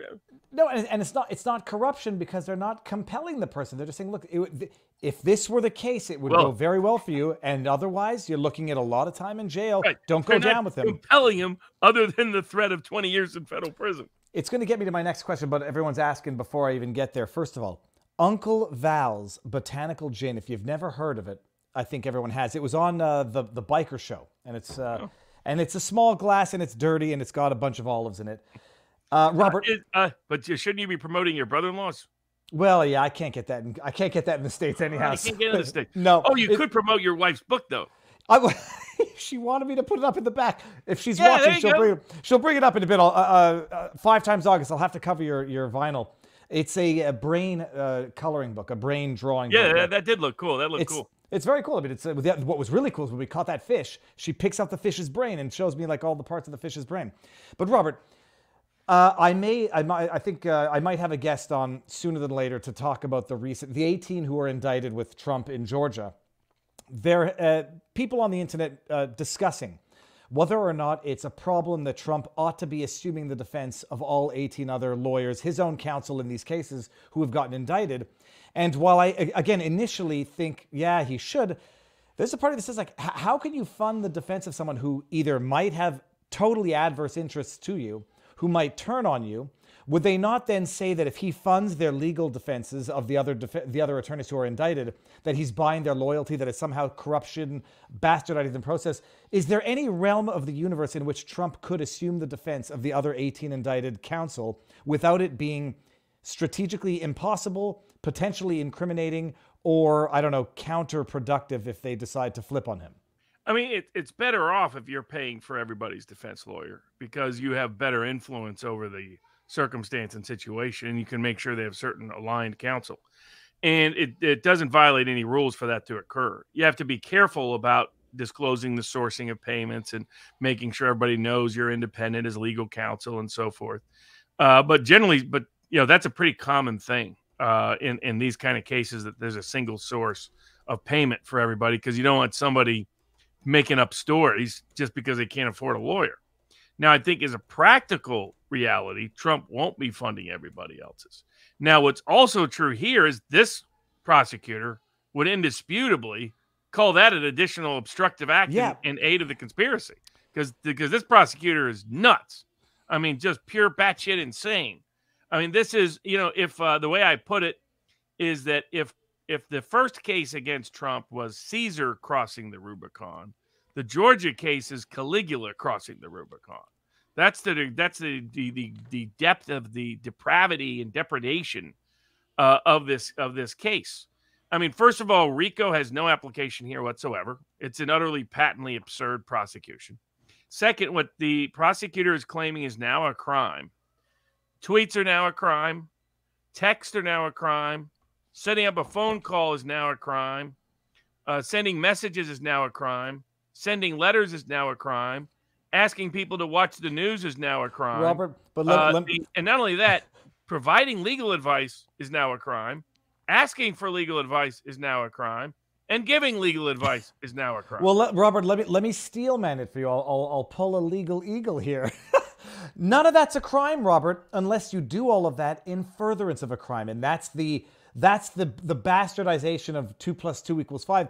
They weren't giving legal advice, Robert. They were aiding and abetting in committing a crime. Trump wasn't. But the aiding and abetting was the illegal advice. Was the meeting? Was the text? Was the giving people? This is people can go out there and look. Well, you can have innocent acts in furtherance of a conspiracy. You will find no example where the only act in furtherance of the conspiracy is itself entirely legal, right? There usually will be mixtures, right? There'll be this act, like let's say I created an entity to hide money, right? So the creation of the entity is a legal act, an act in furtherance of a conspiracy, but it was used to hide money, right? What's unique here is that she's saying these acts are in furtherance of a conspiracy without any additional act as criminal. She's just saying the thought. Oh, you thought something and you weren't allowed to think that. That's all fraud. That's all mail fraud, wire fraud, RICO fraud, racketeering, enterprise, all that ridiculousness. Solicitation for someone to violate their oath. For example, she actually calls it a crime that Mark Meadows asked to see the signature match check. She says that by itself is a separate solicitation criminal act. Robert, this has never been charged in the history of America. There's no analogous case in the history of the country. Let's just bring this one up. I think did we talk about it last week? I'm not sure. On or about the 70th day of 2021, whatever. John Trump, yada yada yada. He committed a felony crime by just asking. Yeah, go ahead. To engage in conduct constituting the felony offense of violation of oath by public officer by unlawfully, quote, decertifying the election or whatever the correct legal remedy is. Exactly. He literally asked whatever the correct legal remedy is, that is now a crime. That's why I say there's nothing like this. I mean, it's unheard of. It's unprecedented. It's unparalleled. There's nothing. It's not just that it's interfering in the election. It's not just that it's going after attorney-client relationships. It's not just that it's going after federal employees for doing their job. It's not just because it's going after the leading presidential opponent of the existing administration, or that's going after a former president. It's that it's claiming things are crimes that have never been crimes in the history of America. And that's why it's so dangerous. It is by far the most dangerous indictment brought for constitutional rights. I mean, New York was bad. The Florida case was worse. The January 6th D.C. case was even worse. And this case is the craziest by far. But to take it back, I mean, there's legal defenses, constitutional defenses, procedural defenses, a whole bunch of things available. But I think it's useful to remind people what apparently Elon Musk's community notes folks at Twitter don't know, what a lot of Republicans don't know, what almost every Democrat doesn't know, which is what the Trump election contest actually presented. And if you read the indictment, you might not know that election contest even existed. Like most Democrats, like many Republicans, like many in the media. And the reason why I'm not in that indictment, the reason why Cleta Mitchell's not in that indictment, the reason why Patrick Witt is not in that indictment, the reason why some others are not in that indictment is because they don't want the world to know about the election contest. So for those that don't know, Trump only brought one election contest anywhere. People say, oh, there's 60 suits that were addressed by the court. None of those were Trump's election contests. Trump only brought one, and he brought it in Georgia. Number two, that election contest was never heard. So, like, community notes got confused with other cases brought by other parties, not by Trump in Georgia. So, the Lynn Wood case was just Lynn Wood. The Sidney Powell case was just Sidney Powell. Other electors brought other electors' challenges. Trump only brought one election contest in Georgia himself. Let me stop you. Just so that people don't accuse me of not asking the question everyone's asking. What were the other 60 lawsuits? The talking point is Trump and team brought over 60 lawsuits. All of them were dismissed. How many of them got to the merits? But what were the other 59 some odd lawsuits? There are different kinds and different times and different places. So some were pre-election, some were during the election, some were after the election. So it depends on the circumstances. But in all the other cases, it was either electors or local individuals bringing suit, not Trump bringing suit. And so Trump was rarely a party to any of those claims, and those were usually limited procedural claims. There was only two major cases that Trump supported: the election contest in Georgia, and he supported the U.S. Supreme Court case that was brought with all the attorney generals and members of Congress. Those are the only cases that really mattered. The rest were ancillary efforts by ancillary parties to get to the issue. Many of them brought by Sidney Powell, which got nowhere, unsurprisingly. Some brought by others that were aligned in that sector, Lynn Wood, etc. What is true is that the Kraken got nowhere. But what is not true is that Trump's allegations got nowhere. What happened in Georgia law is that when you file an election contest, court has to be assigned, the right court has to be assigned, and within 5 days, set a hearing, and in 10 days, hold that hearing from the moment it's filed. Georgia never did. Georgia didn't schedule it until after January 6th. It was moot by after January 6th, so it was dismissed at that point. That's what happened. And Trump appealed to the Georgia Supreme Court saying, look, Fulton County Superior Court won't do their job under the law. And the Georgia Supreme Court dodged it by saying, well, see if the Court of Appeals would do something first. And the Court of Appeals never did. So, I mean, they just played a game, and they only got away with it because the Court of Public Opinion was distracted by the Kraken and Dominion and all of that red herring stuff. But let's go to what they detailed. The allegations in that complaint, none of which are meaningfully contested in the indictment. Yet they pretend that Trump had no basis for his claims about Georgia. Include, were there only constitutionally qualified people who voted? Were there only constitutionally qualified ballots that were cast correctly? And were the ballots counted and canvassed in a constitutionally qualified manner? For a presidential election, that's what rules the state legislature sets for who can vote in the presidential election, how they can vote in the presidential election, and then how those ballots are canvassed and counted in a presidential election. What we proved beyond, and so I was there during the early stages of the case. 90% of what's in that election contest came from work that I did, along with Patrick Witt and Cleta Mitchell and a bunch of great others. And in that, so I know it very, very well, over 400 pages of sworn affidavits and testimony in support of that electoral contest. It was backed up by detailed data, documents, and review and study. Anybody who tells you the 2020 election was on the up and up in Georgia has never read that election contest.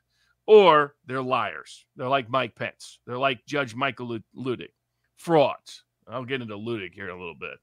But the details in there, who were the constitutionally unqualified people to vote? Well, to be constitutionally qualified to vote in Georgia, you needed to be 18 years of age at the time of the election. You needed to be registered at your habitation. It's important. Registered. You need to vote in the same place that you are registered. You need to have not voted or be a resident of any other state. And you need to not be dead. That's it. Unfortunately for the state of Georgia, they couldn't manage that. There were thousands and thousands of people who either were not 18 when they voted, were dead. Over 10,000 were dead when they voted. I mean, again, we had the obituary, not only the sworn testimony, the obituary of the person who died 3 days, 5 days, a week, 2 weeks before their ballot was sent in. I mean, this was irrefutable evidence. This is why they would never hear it. For all people out there say, oh, the Secretary of State looked at it and the governor looked at it and The Georgia Bureau of Investigation looked at it, and they all said it was fine. Well, if it was all fine, then why were they all so scared to allow that case to go to a trial and a hearing? If it was all so fine, why were they scared to do what they promised to do, which was publish the ballots? If it was all so fine, why were they scared to allow anybody as a third-party observer or a party observer to see the signatures actually matched? Instead, Mark Meadows, for merely requesting that, is now indicted as a criminal, as a felon, as a racketeer, as if he's a mobster. So there are people that were dead who voted. There are people who were under 18 who voted. There are people who voted in other states. There are people who voted who weren't registered within the same county. And my favorite, there are people who said they lived inside of a little post office box who voted, which is illegal in Georgia. You couldn't vote in the presidential election unless that was your home, and you can't live inside a post office box. Robert, in fairness, I could probably live inside a P.O. box. Now, but the question is this. Where is this evidence for anybody who wants to see it, and why did a judge or, I don't know, someone in the system of justice never see it? Oh, it's solely because the Fulton County Superior Court refused to assign a hearing to it against the law. And the Georgia Court of Appeals and Georgia Supreme Court refused to enforce that law. That was it. And, I mean, that's all that happened. And then they just ignored it.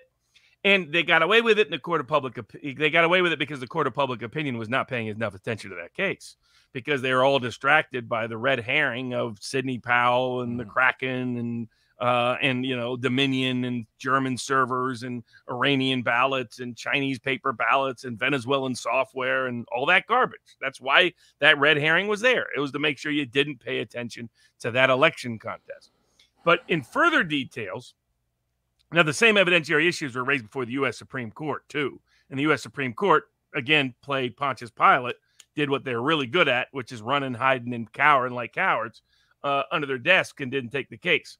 So that's the only reason we're really here at all. If they would have taken the case, even if they would have ruled against Trump, people would have been okay, much better, more okay than what happened. But that's only the first category of constitutionally unqualified aspect of the Georgia election. Second aspect is how the ballots were cast. So in order for you to be able to send in a ballot to vote in the presidential election by mail, your signature had to match. And the way in which that was done, we'll get into the counting and canvassing, but that had to do. Well, the signatures didn't match. They didn't match in enough signatures that there was way outside the margin of victory. But that's only the second problem. Third problem is what's called canvassing, which is different than counting. Canvassing happens before the counting. So if somebody comes in with a ballot, and it's a mail-in ballot, it's a ballot application. First, you make sure that person's qualified to vote. Second, you match the signature against their voter registration card on the file.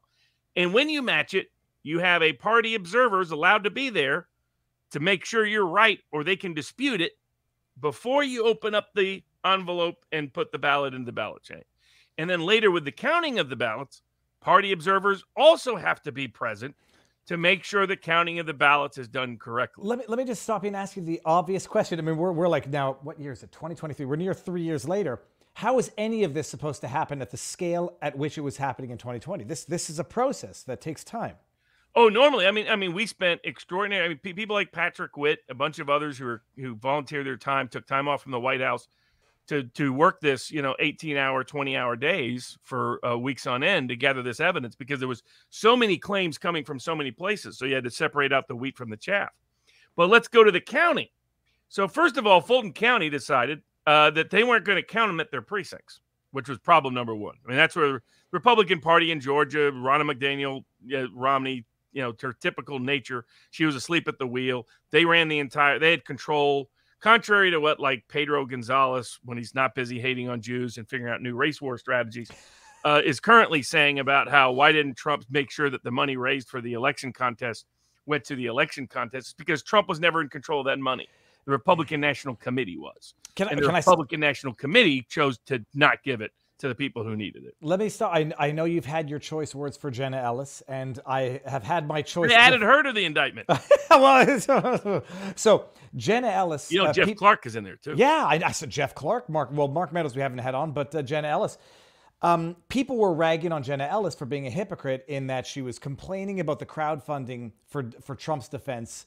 And now she's got to do it for herself. And I said, look, I don't remember that's what she was complaining about. I brought up our highlight that I remember having posted. She used to be complaining that the money wasn't spent the way it was supposed to be spent before she became a simp and all that, and before she made the dumb decision to cop a plea with Colorado, which is now going to hurt her in this case. That's what I think as well. Before she went and made those dumb decisions, her complaint was a legitimate one that I made from the very beginning, which was that the Republican National Committee was raising money for election contests that they weren't using for election contests. Okay. But that was not on Trump. Trump went in his own pocket for some of that. So that never should have happened because there was plenty of money for it. But on the counting, so they decide they're going to count all the ballots in Fulton County in one centralized location. That's a disaster because all of a sudden you lose chain of custody of the ballot. And this is the real problem with the machines, by the way. The fact the machines are hackable is always an issue, but that's a lower risk because that's easier to track and trace from an evidentiary perspective by voter disparities than a lot of these other ways of fraud is. The bigger problem is when you interfere with ballot, when you print a ballot, you can just keep printing ballots and you can keep printing replacement ballots. You no longer have clean ballot chain of custody. Like the ballot should be treated like a dollar bill, right? So normally they would come in, they would be specifically serialized and numbered. You only had so many of them. You couldn't print new ones. You had just enough for enough people to vote. You couldn't just print constantly and just then you can sub them out, right? I mean, because then you have a rogue actor. Let's say they got 500 ballots here. They're going to deliver it from this location to this location. They take those, throw them out. They put in their 500. So that's why we always wanted the ballots printed. We wanted to see weird anomalies with any aspect of the ballot, not only the physical form of it. And by the way, Ratburger promised to do that when he gave his big fat check to his buddies at Dominion in 2018. He said, don't worry, we're going to publish all the ballots for the world to see. He hasn't published even one yet. He's been dodging that for years. So, but why? If there's nothing to hide, why does Ratburger and Kemp and Georgia keep hiding everything critical? The signatures and the ballots. That's what the election was fine. The election just can't explain to me yet. They haven't been able to explain it for 3 years. But that wasn't all. So they have a centralized location. This is when the magic water pipe broke. The joke by Zero Hedge is that the indictment leaked from a water pipe in Atlanta to remind people that what was supposed to happen is during the counting of the ballots, somebody's supposed to be there to make sure nothing's going on that's wrong. All of a sudden, Fulton County told all the party observers, go home. Oh, well, we got to stop. We got a water leak. We'll start back up in the morning. And as soon as within an hour of the party observers being gone, that's when they grabbed those big buckets out. As Steven Crowder, they fact-checked Steven Crowder because they said, you defined the buckets in the wrong way. They weren't cardboard boxes. They were Pelican. Robert, Pelican briefcases, I think, is the way we have to. Yeah, I mean, just those huge, massive, from underneath tables. What are they doing underneath the table to begin with? They fact-checked it, Robert. They put them under the table because that's where they were going. They've been there the whole time. But Robert, it's obligatory now because we keep going. But wait, there's more. That there is. So people are gone. They don't see how the ballots. And I was getting contacted right away from people who are at the Fulton County facility who were enraged when they found out ballot counting. And for those that forget, also go back to the New York Times. Go back to these liberal publications. On election night, they were reporting the margin was there was too few available votes left in Georgia for Biden to come back. You can find Nate Cohn saying that. You can find a bunch of Democrats saying that. What happened was that, that 1% left to be reported just kept getting bigger and bigger and bigger and bigger. And that's when it was occurring, and that's where it was occurring. So when I was down there, one of the things we cross-checked to look at the data, not only got all the dead people voting, 2 young people voting, people out of state voting, people who moved voting, people in post office boxes voting, signatures that didn't match, canvas that didn't. There was no canvassing in the whole state, fundamentally, that complied with the requirement of meaningful signature match requests. And in much of the state, there was no counting of the ballots, egregiously in Fulton County, but also other counties, because it was the suburban counties where some of the worst abuses were taking place. And I mean, people like Jeff Clark at the Justice Department was like, we got to look at all these allegations. Isn't our job as the U.S. government to make sure that this election is on the up and up? And we ignore, because one of the things we did to get evidence up to the Justice Department and other places that Bill Barr hid and covered up like he did the Michigan case of criminality that he deliberately covered up the criminality and the fraud with, and now wants Trump indicted so he never faces consequence himself if Trump wins election in 2024. And maybe Ludig. If Ludig thinks these, ex-Judge Ludig thinks these kind of theories are fine, well, maybe we can indict Ludig now under his own approved theories because this guy's so dim he can't do that math even further. But what the additional component of what took place in Georgia in terms of the counting of the ballots is that they not only counted more than supposedly were even present, they counted them without the presence of party observers, and they counted them without it being properly canvassed in the first instance. So you had collectively hundreds of thousands of ballots. My estimate was close to 250,000 ballots could not be constitutionally counted. And that was about 20 times more than the margin of victory necessary for the election contest. But Robert, if all things being equal, it would have impacted both parties equally. Why would it have benefited Biden and harmed Trump? Oh, it doesn't matter. Under the election contest rules, all you have to show, like Jimmy Carter did in an early election to get him elected to the state legislature, like Barack Obama did to get himself into the state legislature in Illinois, both of them using signature match checks in different ways or other methods of election contest to get into power, is all you have to show is there's enough constitutionally questionable ballots than the margin of victory. You'd never have to prove which way they actually voted. And the reason for that should be obvious to everybody. It's why we have prophylactic rules about the counting and canvassing of ballots. If we incentivize somebody to do it in that way, then they say, well, yeah, I destroyed a bunch of ballots, but you can't prove which way they went. Then we won't deter that bad conduct.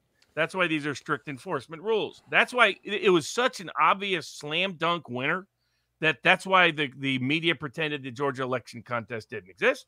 That's why the state of Florida, the same Fulton County corrupt courthouse that's ruling over this indictment, pretended it didn't exist and didn't assign it properly. The Georgia Court of Appeals pretended it didn't exist. The Georgia Supreme Court pretended it didn't exist. The governor to this day is lying and pretending it doesn't exist. And they're even pretending it doesn't exist in the indictment. And that's just and on a factual basis, an honest trial, and in a Georgia state proceeding would be televised, an honest trial would prove that not only did every single defendant believe what they were doing was subjectively true, they believed in it. So they can't prove intentional fraud on just that aspect. That's what Dershowitz focused on. He said, if I was handling the case, I would hammer that issue because it's quite obvious that everybody, at least Trump, believed what they were doing, what they thought the election was stolen. But secondly, as an objective matter of truth, which is put at issue by this indictment, and they're putting every state, by the way, at issue. They're putting Pennsylvania at issue. They're putting Arizona at issue. Okay, let's have at it then. Let's show what happened in these elections so that if they got a full honest trial, only a completely prejudiced, bigoted jury could convict because it would prove that, in fact, 2020 was stolen. Robert, let me go back to the original question. Why weren't you included in the indictment? Was it because you didn't give that type of legal advice, or you think they don't want... First of all, whether or not you would revel in being indicted, I think you would not go silently into the night. Was it because you didn't give specific type of advice, or because you think that they don't even want to have you speaking out? It's two different components. One is they want to stay away from the election contest because that makes them look like idiots and asses to the entire world. They don't want the world to know about the election contest, the factual. And that was my role as part of the proceeding. The second is kind of coincidental. I probably would have been around and in the room for some of these conversations, but for about midway through, the Republican, Mark Meadows had recommended me to the Republican National Committee to be retained. Cleta Mitchell had recommended me to be retained. Others close in the White House had brought me in the first place. They didn't trust the other lawyers. And in the other alternative was at the time, Sidney Powell, who then got linked up with Rudy Giuliani. And Rudy wanted his own people and all the rest, which was fine. But basically, the Republican National Committee went with Rudy and kind of Sidney for a brief period of time, and then Sidney was jettisoned. But the Republican National Committee didn't want me in from day one. And I mean, the lawyers close in the White House that were giving bad advice, close to the campaign, they were giving bad advice, I exposed them lying about Georgia for the first time I got down there. Now, Rudy Giuliani, I didn't know until later, actually took credit for that. He said he came up with the idea. But so it was and I realized where they were going. I knew Dominion was a red herring from day one because of how the Georgia officials were acting about it. So I was not going to hang around for that. I knew it was going to be a shit show, and I was like, I'm out of here. And so coincidentally, because I was like, it would be easy for ego reasons or money reasons to hang around. I wasn't going to hang around something that I thought was going to be counterproductive, which is what it became, counterproductive, sadly, because nobody remembers the election contest. Everybody forgot about signatures matching, the glaring vulnerability of the entire stolen election. And they all ran away with, I was trying to explain to people that, the QAnon stuff was insane by that point, people in that community. People were saying we had to explain to people why it's a bad idea to be talking about a military coup. Robert, right? Remember? The thing, not only do I remember, but anybody who doubts the accuracy or historical revisionist nature of what you're saying, everything we've done since 2020 is online now. You can't. We don't take it down, and everybody can see. You were calling out the QAnon as a red herring distraction from the beginning. The German servers, and taking flack for it at the time. I didn't know what QAnon was at the time. And Linwood, Sidney Powell, people tell them, "Oh, you'll be apologizing, Barnes," when they prove it all. When she releases the Kraken comes out and da da da. It was every great crime needs a great patsy, and Dominion was the great patsy. Now, but Robert, and again, for all those out there, I hate machines being involved in elections. I'm for paper ballots. I'm for voting only on election day. I'm for voter ID, just to be clear. But Richard Barris and I had researched this right away. And we knew it wasn't the machines because the vote deviation didn't correspond to the machines. In Georgia, now here's what we did figure out. A Democrat, by the way, sued. This is the other irony in this. A Democratic lieutenant governor's candidate sued after 2018, contesting the election. It's actually cited in Mark Meadows' motion to dismiss before the federal court on this indictment. And but apparently, Stacey Abrams was pretending she was governor for like 3 years afterwards.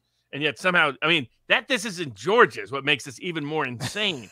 Robert, she never did anything in furtherance of the conspiracy. She just said it out loud. It was stolen. Oh, yeah, she did. She tried to steal it because what we did is the lieutenant governor, Democratic candidate, exposed this.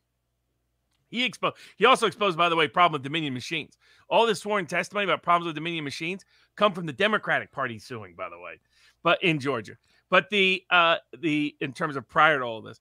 But if you go into look at it, the lieutenant governor claimed after 2018 that there are unusual undervotes for him, when in reality there was unusual overvotes for Stacey Abrams. For those who don't that means people who only showed up somehow to vote for Stacey Abrams and literally voted for no other office. Well, the same thing happened in 2020, where a bunch of people literally just showed up to vote for Joe Biden and magically didn't vote for any other office. They're like, we're not buying that was on the up and up. And my view was it was another indirect method of proof. I said, let's take a look, and credit to Patrick Witt because he spent the hours and hours doing all the data deep dive, and his data team and and Richard Barris was helping out behind the scenes and other people too. And I said, take a look if the precinct overvotes magically matches where Stacey Abrams got so many overvotes, and voila, yes it did. And it was I'll give you an example. There were nursing homes in the same neighborhood where one of them had 95% turnout, which, by the way, is always unheard of, and the other one had normal 65% turnout. In the same neighborhood, you'd have apartment complexes with the same demographics, whether it's age, race, economics, whatever, within the same area, and one of them has 85% turnout, one of them has 50% turnout. Why those locations? Because they're centralized places where somebody could take a bunch of other people's ballots and cast it for them. Most of 2000 Mules comes from video footage from Georgia. So that's not a coincidence. That was another method by which they did the illegal actions, by which they stole votes in Georgia. That's why it's so insane. This is like the gaslighting indictment of gaslighting indictments. It's now a crime to point out their crimes. And I was going to say as a joke, could you have foreseen this indictment back in the day that they would go after the lawyers? But back in the day, I was not for the elector challenge. I thought those strategies, one, wouldn't work. Two, wouldn't be persuasive in the court of public opinion. I wouldn't have recommended Trump get on the phone with Ratberger. Stop. Can you remind everyone about that meeting? That was a meeting among counsel. That was it's a secret settlement conference, which should remain secret. I mean, it's illegal that it's ever been publicly disclosed. Trump was fine on the call. It was just, you have to know these are scumbags who are looking to ambush him. And keep it focused on, hey, just at what Trump for about 24 hours was completely on board. He was like, yeah, let's just focus on signature matches. I was like, look, rally to one issue. You need the cleanest issue. You need the neatest issue. You need the most visual issue. And you need the issue you're going to win on, because otherwise you're going to get distracted by so many things. Nobody's going to know what – they can't give the story straight between day one and day two. But hold on. It was a settlement conference among counsel that was surreptitiously recorded and then illegally leaked. Exactly. And in violation of the confidentiality provisions. So which, by the way, was loosely part of the election contest filing that they're pretending didn't exist. So is where that settlement conference arose from. So I think there were tactical mistakes made, but absolutely no crimes. It's utterly absurd. Now let's talk about the procedural mechanisms whereby some of these defendants can get remedy. All right. Well, hold on. Before we do that, just to cover your tushy here, for those who say that Barnes, I don't know, wasn't critical back then. Even back then, Robert, we said, I'll say, you led me down this path. Giuliani's going to get sued for defamation for what he's saying. You said it, repeating stuff. Sidney Powell, Lynn Wood. So it wasn't a question of not foreseeing potential prosecution. I don't say persecution with these Well, none players. of them had ever done election contests. Even John Eastman, who I really like, I think he's a great constitutional law professor, he had never done an election contest. So the problem was the only people that were familiar with election law, other than me and my team, was otherwise either corrupt insiders working, like Trump's own so-called election lawyers in Georgia when I got down there, were also lawyers for Ratberger. I mean, this was a conflict that was that was a real conflict of interest. And that was true almost all across the country. And a lot of them were corporate law firm types that didn't want to get involved in this election contest anyway, if they didn't have conflicts. So then you have the outsider types. Rudy Giuliani, no history with election contests. Sidney Powell, no history with, she's a criminal lawyer, defense lawyer, criminal appeals lawyer mostly. Has zero experience in election contests. Mike Flynn, God bless him, national security, zero experience in election contests. Steve Bannon, God bless him, good strategist, zero experience in election contests. So they were out of their depth from day one. And that those of us that did have the experience were like, there's a path here. We know what the most likely successful path is, and we know what to stay away from. I understand. I mean, Trump thought Rudy was still the Rudy that took down the mob. So, I understand why that was the only lawyer he knew in the room. Every other lawyer was new to him relatively. But it was, but people can go back and look. Everything we predicted at the time came true, unfortunately. Yeah, 1,000%. And I'd just say, it wasn't a question of not even being cynical enough or naive enough to think they wouldn't go after the lawyers. We were saying Giuliani's getting in trouble for what he's saying, because it's demonstrably false. Lynn Wood, Sidney Powell. Did you ever think they would debate? I mean, it was a deep state operation. I mean, the people that were connected to that, QAnon, I think, was an algorithm developed by deep state to see whether they could create a fake movement in the country, and it worked tremendously. And Sidney Powell was approached, my understanding is, by, if the guy's Cuban and says he's connected to intelligence, don't take the call. Just FYI. And I knew about those people because they had approached me through the Flynn world a year before, trying to get to Alex Jones and trying to get to me. And I vetted them and was like, these people are all full of crap. It's a clear disinformation operation. And so, again, and if anybody has doubts about this, Time Magazine, they bragged about it a few weeks later, how they stole it. I mean, they called it fortification. I'd call it fornication. But it was either way the same. But there's plenty of legal remedies available for Trump and all the defendants in the crazy Georgia case. Okay, so now do that now so that we can clip this and it will be a highlight. 1 hour, 53 minutes in, Robert. The legal remedies. Then we're going to get into Mark Meadows because he's got a separate legal defense. What are the legal remedies if it's not already clear to everyone else out there? Sure. So, I mean, there's some that are unique to Trump. There's some that are unique to Trump Meadows, and Jeffrey Clark.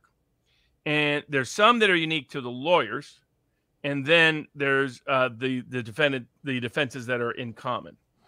So for Trump, he can argue that the impeachment clause bars the indictment, both under the interpretation I've previously argued, which is that that the president can't be indicted except by conviction in the Senate. And here, this was the example, basically the exact. It's like the DC case. It's the same thing he's already been acquitted of in the Senate. And the interpretation is based on the plain language of the Constitution itself, which only refers to someone being able to be indicted, tried, or punished if they've been convicted. That's the specific. And by the way, at the time, other state constitutions said convicted or acquitted. So our founders chose to limit it to convicted. And now, if I there's other people that try to argue otherwise because it's never been adjudicated before. But here he has a unique argument because on top of that, here he was acquitted in the Senate. Well, that's the question. Is the acquittal in the Senate, was it a quasi-criminal acquittal or a civil acquittal? The reason why it was always considered to be equal to a criminal acquittal is because historically the Parliament in England could impose criminal punishments as part of impeachment. That's why that provision is there. It's saying that they were going to take away the power of criminal punishment from the Senate for impeachments and instead give it only to the separate executive branch. Excuse me. Bless you. But as part of that process, they limited it to only those convicted. And so so that's part one. Part two, so he's got two different impeachment clause grounds to dismiss. The second argument is the supremacy clause. Now, this applies to Trump, it applies to Meadows, it applies to Clark. And Meadows is raising it now in a motion to dismiss filed, I don't know, Friday or Thursday, the supremacy clause. And I swear to you, it's not a joke. Whenever I see the word supremacy, I read into it white. So I'm reading the white supremacy clause, but I'm sorry. What is the supremacy clause, Robert? Although I know what it is, let everyone else know. And how can Trump raise it as Mark Meadows has already raised it? What it says in the Constitution is that the Constitution is the supreme law of the land. From that, a state government cannot use its criminal or civil laws to either restrict or punish a federal employee doing their job under federal law. So this is how, in some cases, people like the man who shot Randy Weaver's wife, that's why he never went to trial. He asserted he was doing it within the course of his duties as an agent. Randy Weaver was the Ruby Ridge, the sniper who killed a woman holding a baby in her arms in the house that set off the whole thing. Okay. If someone is immune from murder charges because of the supremacy clause, how in the world could they not be immune from election-based charges? So the allegations against Trump all concern things he did while president. The allegations against Mark Meadows all concern things he did while chief of staff to the president. And all the claims against Jeffrey Clark concern the things he did as an assistant attorney general at the Department of Justice. As such, all you have to show is that there's any kind of nexus between what you're doing and the job. And here again, go back to my Covington kid suits. If tweeting about people you don't know in another state that doesn't concern public legislation is immune, like they said Elizabeth Warren and Deborah Haaland were for their libels about the Covington kids, how in the world is this not immunity not to be granted? So effectively, it's immunity under the supremacy clause. So that's grounds to dismiss independent and separate from the impeachment clause and available to both Trump and Jeffrey Clark and Mark Meadows. And Meadows, as you know, has already raised it. Let me stop you there just because I'm going to reshare Jeffrey Clark's Give, Send, Go in the link right now. Clark. This is the guy that, was the only conscientious actor in the entire Department of Justice during the elections, trying to do his duty and his job. And he wasn't trying to overturn it for Trump. He was trying to figure out what happened in the Justice Department, actually investigate whether crimes took place, like what their job is supposed to be. And for it, he's been blacklisted by corporate law firms. The D.C. bar is trying to disbar him. And now the Georgia prosecutor wants to put him in prison for 20 years. Yeah, I'm just going to say, please share, donate if you can. Here is the link. Yeah, because we had Jeff on a while back. We'll blast this out as much. The only problem is, Robert, there's too many people who need help now because of this weaponized system. And But his case is a lot more compelling than Jenna Ellis's. Let's put it that way. True, and then if you're going to support a give, send, go, support Jeffrey Clark. Well, I'm not saying don't support Jenna Ellis for everybody out there, but I'm just saying that his claim it's much more constitutionally consequential. His actions were much more important and significant. The impact of his prosecution matters far more. Imagine if you can now be indicted for doing your job as a federal prosecutor. Yeah, well, it's and Mark Meadows as well. It's not to say, it's not to hierarchize, whatever. It's not to make a hierarchy. There will be a hierarchy in terms of legal impact and importance, but they're all equally egregious on a constitutional front. What Clark, Meadows, and Trump can also do is remove the case. Meadows already has. And by the way, what is somewhat misunderstood out there, that actually removes the entire case concerning all defendants. So hold on, but he didn't move it yet. He got a hearing on the removal, right? Technically, it's removed. And whether it stays removed is the hearing on August 28th. Okay, so that's very interesting. So the hearing on the removal is heard by which court's jurisdiction? So right now, the state court, they're supposed to all appear this week in Georgia. The problem with that is the state court no longer has jurisdiction over this case. Jurisdiction is now within the Northern District of Georgia at the federal court level. So the judge has scheduled what happens is when a federal judge gets this of federal removal because the allegation is there's either a federal defense or a federal employee has been alleged to commit an indictment concerning a federal offense, is that the whole case is removed, all charges, all defendants. And the first thing the judge can do is issue what's called summary remand. This judge, an Obama appointee, so I'm not overly optimistic about the outcome of the hearing, but even he admitted, this appears to be pretty obvious removal stuff. So I deny summary remand, and let's schedule a quick hearing where evidence can be presented. And he scheduled it for next Monday, August 28th, in Northern District of Georgia. Now, what the judge can do at that point is he can either remand it or he can remand part of it. He can sever it and say anybody that's not a federal employee is remanded back to Georgia. But if he determines that he's going to keep the removal for Meadows, that means he's going to keep it for Clark and keep it for Trump.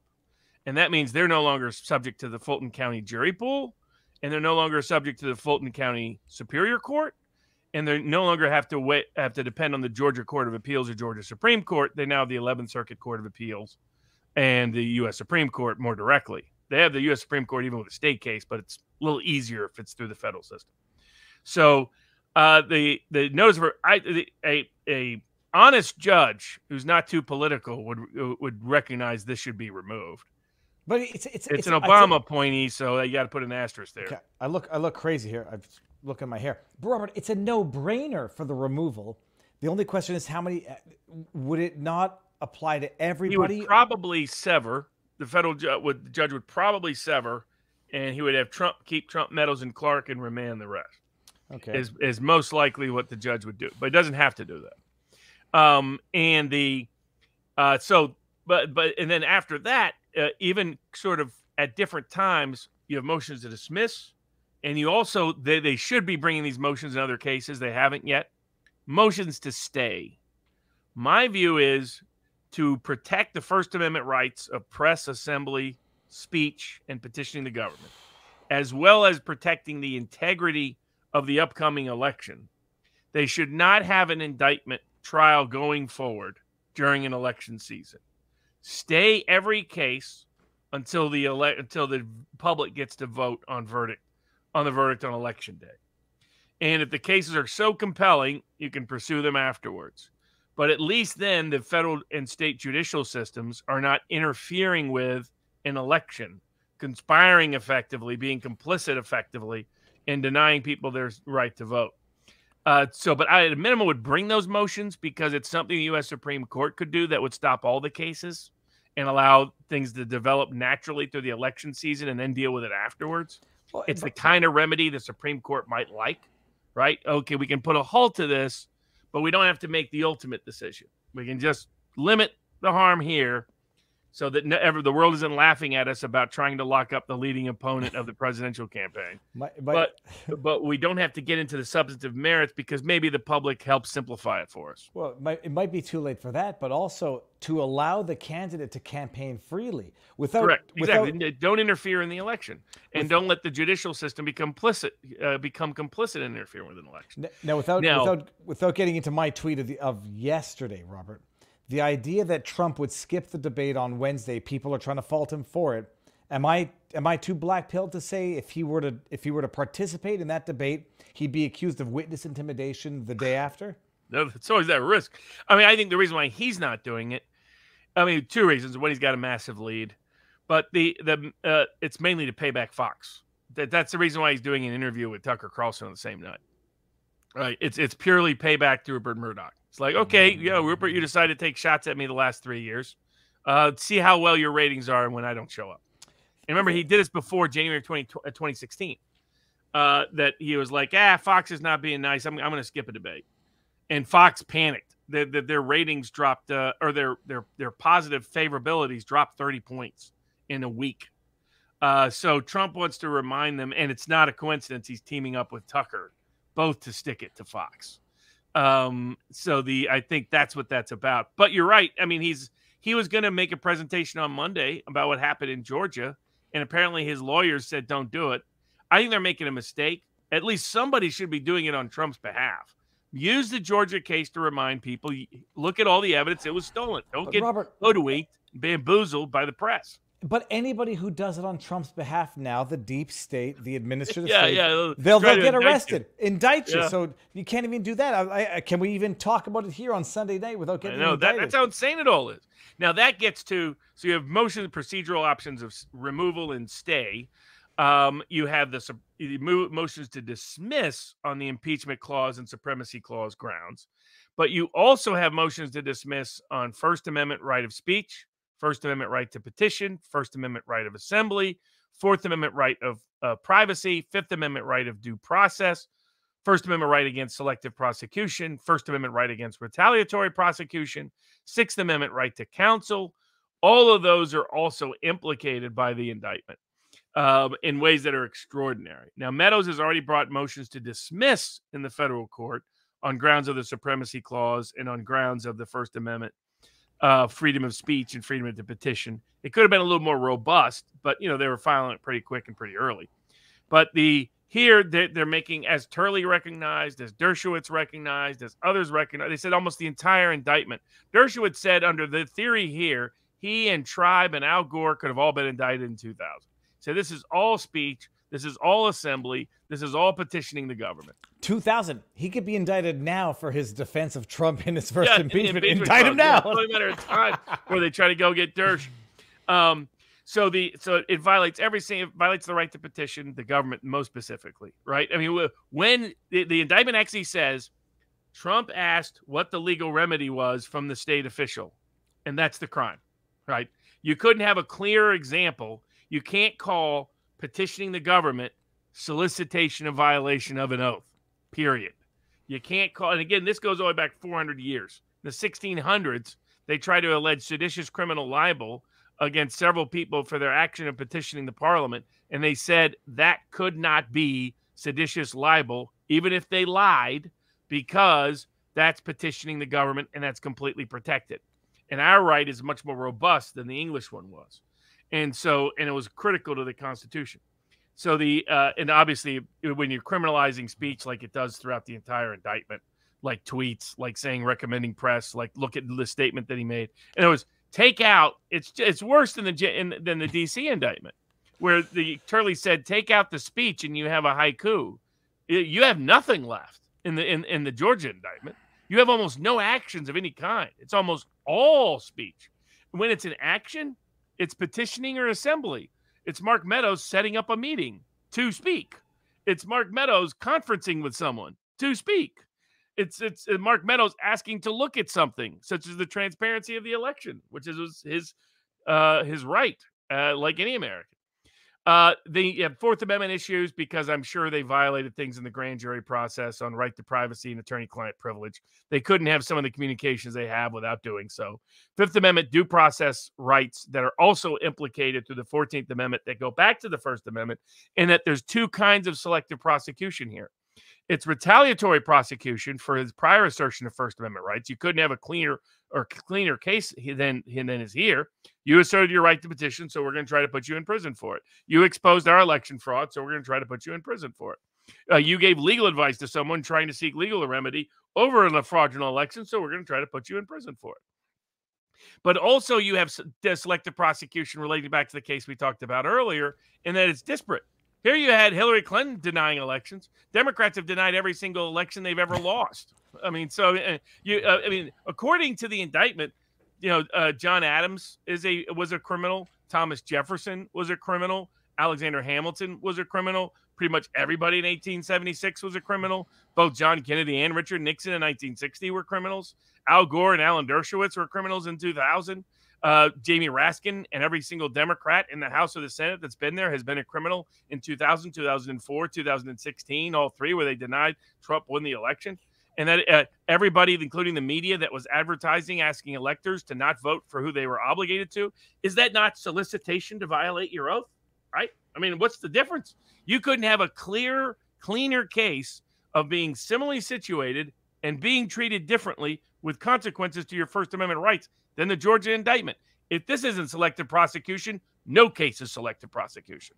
So there's two different levels there. That's a 14th and Fifth Amendment rights that are implicated through the First Amendment that enforce it, because it's selective prosecution because of its disparate treatment, and it's selective prosecution because it's retaliatory. And in my view, I would add a third component.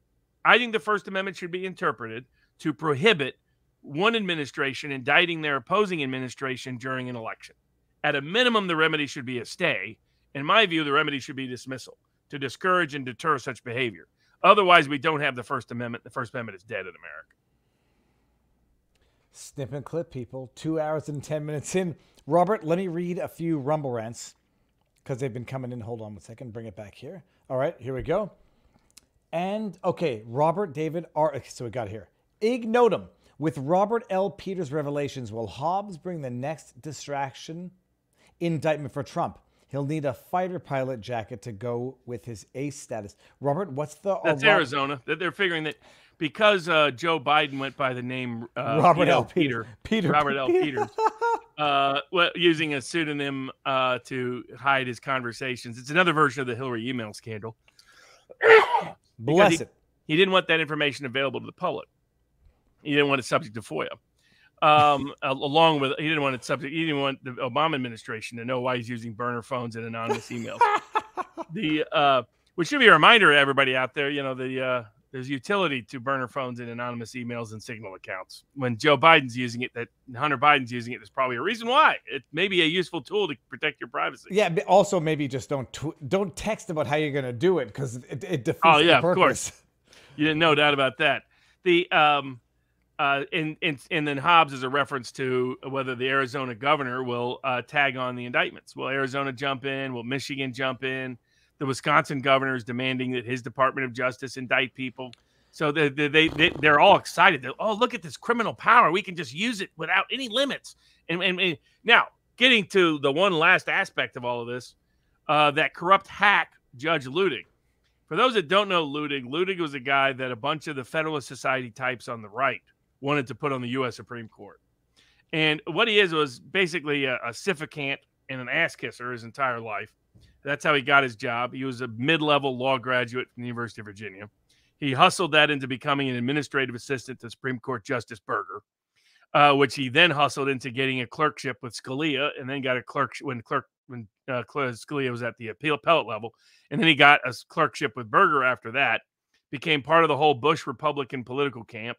When people complain about Trump's personnel, almost all of Reagan's personnel were picked by Poppy Bush. There are almost no populist conservatives that Reagan picked. So Reagan had the same mistake. And then he became part of the Bill Barr regime at the Justice Department under Poppy Bush when Poppy Bush was president.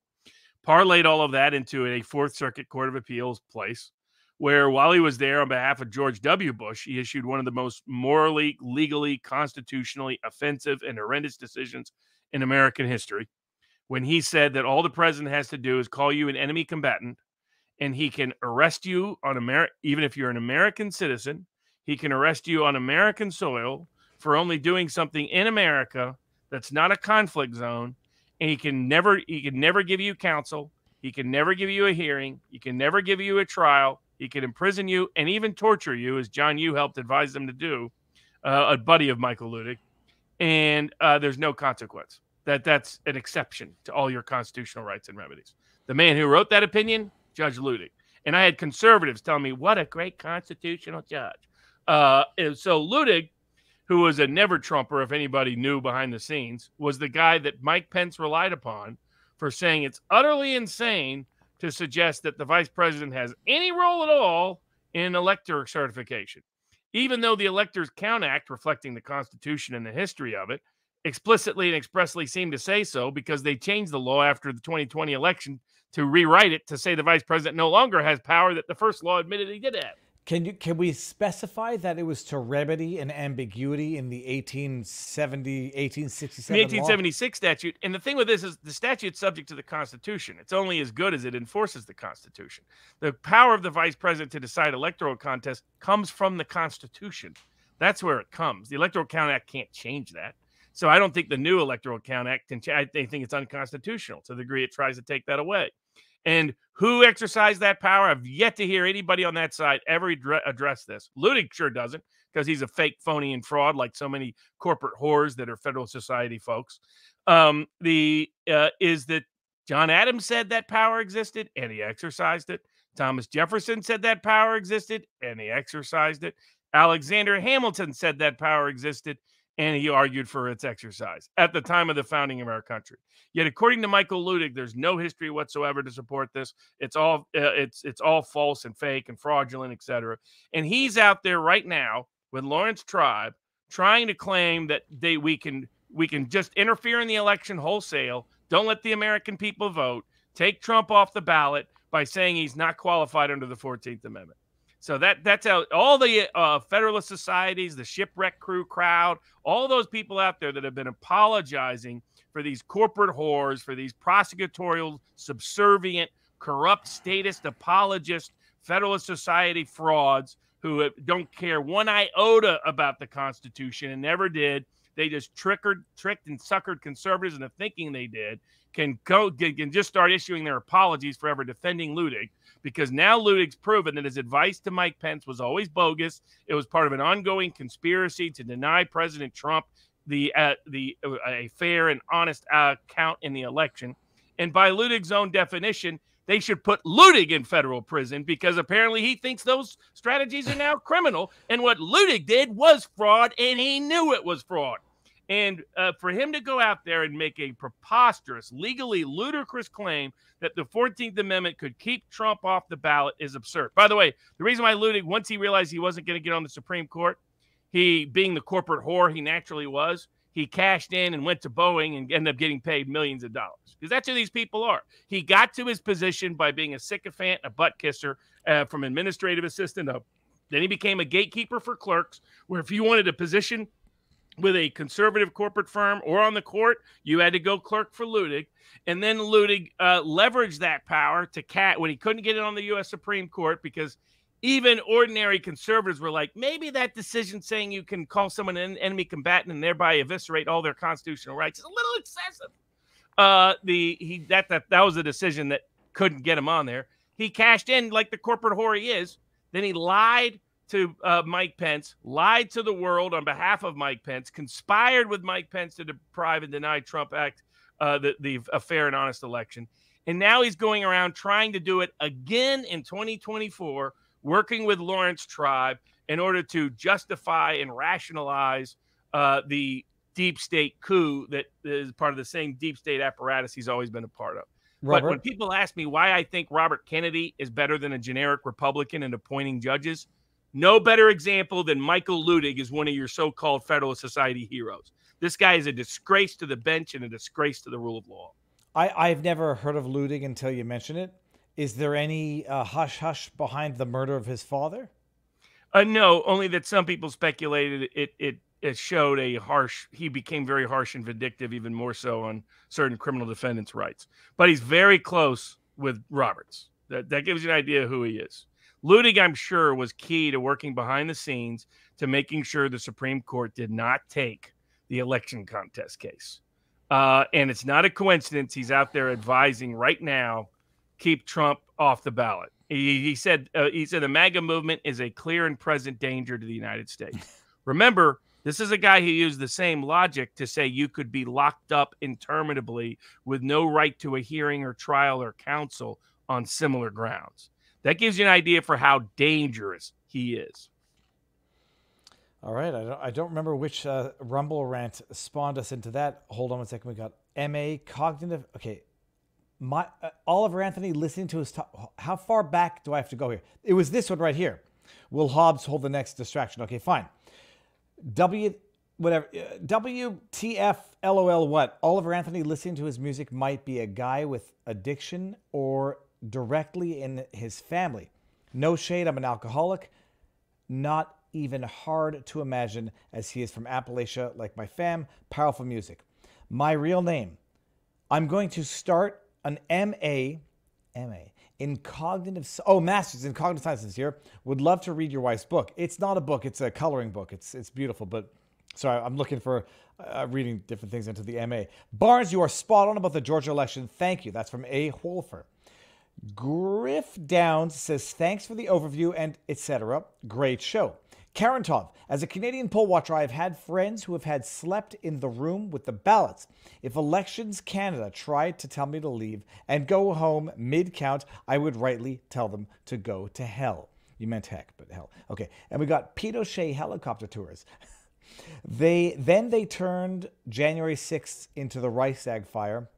No question there. Tro Wakachaka says, Barnes, can you go over how Arizona screwed up their ballot size? We here in Arizona could not vote because our ballots would not scan into the voting machines. We covered that in the live hearings of Kerry Lake's trial. Stefanog, with a lot of G's, $100, says, can we win 2024? Can we beat the rigging, the fortification this time? Robert, can it happen? We just have to be proactive, and they're not trying to indict Trump in all these cases unless he's the only person they're afraid of winning in an honest ballot. So that this is their new dishonest method of trying to influence the 2024 election is these bogus indictments. And briefly on the 14th Amendment issue, as to how Ludig's argument is absurd, is ludicrous Ludig, is first of all, the 14th Amendment doesn't even apply to the president if you read the plain terms of it, in terms of that aspect concerning disqualification issues over insurrection. Secondly, it doesn't relate to ballot access. It relates to holding office. So it'd be subject to that remedy, not a remedy of excluding him from the ballot in the first place. Third, it's Congress who has the remedial enforcement power, and the courts have gone back and forth on whether they have it. They don't. That's what there's a reason why Congress was given the exclusive means of enforcing it. And you want no better historical example of this, which Ludig ignores and Tribe ignores? Eugene V. Debs was actually charged with federal sedition, actually convicted of federal sedition, actually in prison for federal sedition, and he was on every ballot he sought to be for president in 1920. People say he didn't win, Robert. So what consolation? Well, he didn't win, but he had the right to be on the ballot. What Ludig is saying is Trump should be stripped off the ballot. Don't allow people to vote for him. That's what Ludig is out there saying right now. And remember, folks, this is who the Federalist Society and the Bush camp wanted to put on the Supreme Court of the United States. All right. No, I don't want to bring it out. I want to bring it back in, Robert, because there were a couple more in there that we have to get. Okay. I'm going to go top down. Stephen Egg, $50, says, breaking news. Fox News reports California Governor Gavin Newsom is the first governor to say Donald Trump is not eligible for future presidential candidate elections, and has asked the California State Assembly to pass. Oh, okay. Tricky, $5. They can't, and that will get struck down by the courts. It's just dumb politically to try to keep Trump off the ballot. Say, I'm not going to let you, the voters, vote for whom you want. That's going to backfire, and hopefully it undermines all the other stupid ballot access restrictions that are out there. Tricky Q, Trump should just use climate change as a defense. Pinochet's helicopter, is the Georgia indictment a subtle hint that questioning 2024 will not be tolerated? Yes, Robert, it's not subtle. It's in your face. Am I wrong? No, that's exactly right. Marcanical, MSNBC says Trump may be removed from ballots if Noah Bookbinder or others sue to keep him off. Mr. Reagan's YouTube channel has been saying this is the Democrats' endgame. Can it happen? Okay, I think we got that. All right, Robert. Now we got some more fun cases to get through mostly. So, but we can chase through them before we do the after party. Do it. We got we got AI copyrights and offensive murals and trans and girl sports and church excuses for defaming and zoos as nuisances and Disney in trouble again. COVID lockdown schools, New York Times caught scamming people, election law cases. Is there a risk? What do we do if COVID lockdowns come back? So the first one, is if AI cannot claim any copyright on anything. Well, and not just AI, but the programmers. So someone programs AI, they let it loose, and they say, okay, well, can't claim copyright, Robert, but can they get sued for defamation? No, they can. And this goes back to the Cerrone case where this was actually originally just basically in order to be an author under the Constitution or the Copyright Act, you have to be a human person. So it has to be the creation of a human person. Now, this actually was first litigated in the photography context, right up your alley. And the dispute was somebody said, hey, that's not a copyright. It was a camera that created that photo. And the person said, no, the camera was the tool, like a brush for painting. But that photo was because of my eye, my mind to capture it, my artistic rendering of it later and so forth. In terms of how you use the light and all that. You know a lot more about that than I do. And the Supreme Court said that's correct. It's the human part that's copyrightable.